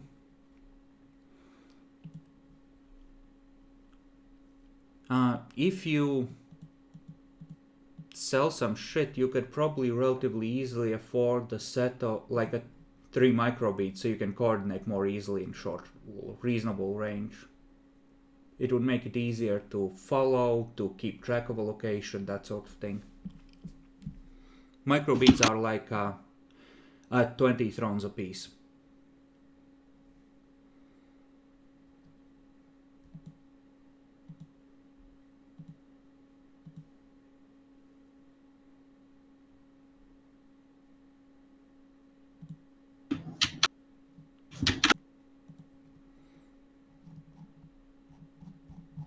And what about Arbites? And you don't have to decide if you want to buy anything now, Dan. Like 100% you can wait.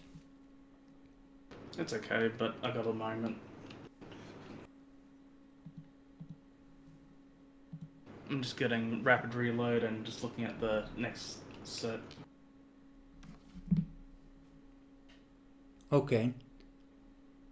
And what about awareness, like the first level? What else is good?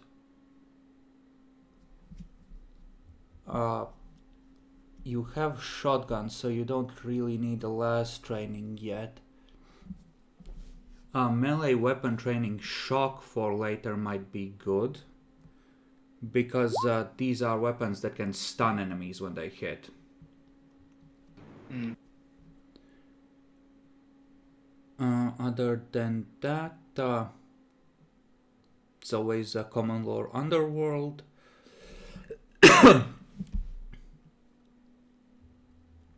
Security tracking. Takedown. Takedown is for knocking people out or stunning them for a round with a melee attack, but you're not really a melee attacker. Right.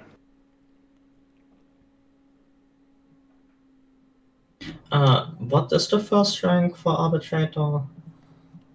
Is Uh, it like a trooper? Yes. Then Quick Draw should also be on his table. Yeah, it's a rattled in. Yes. Drawing a weapon is a half action normally. So if you get into combat suddenly, that can be inconvenient at times. It lets you save half an action on the first round to ready.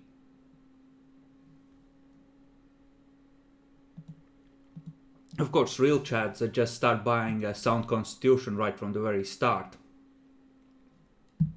Actually, you know what? I'm going to go for a second rank of that. A second rank of what? Sound Constitution. Oh, you're buying more health. Okay. Yeah. That's smart.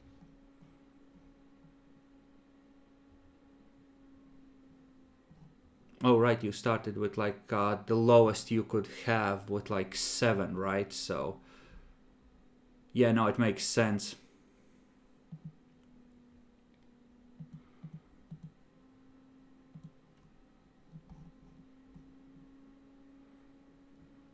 It's so nice to look at everyone's sheets and know that everyone has at least some insanity. Now you're truly operatives of the Inquisition. It's sad that does anyone else has corruption? No one has corruption here, right, Bacon? Oh no.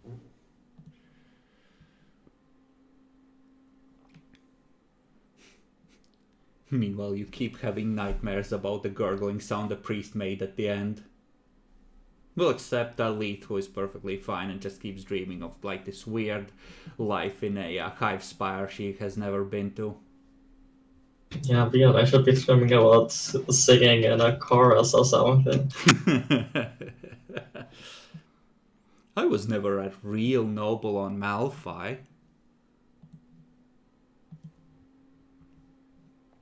Okay, let's wrap up here and say goodbye, everyone.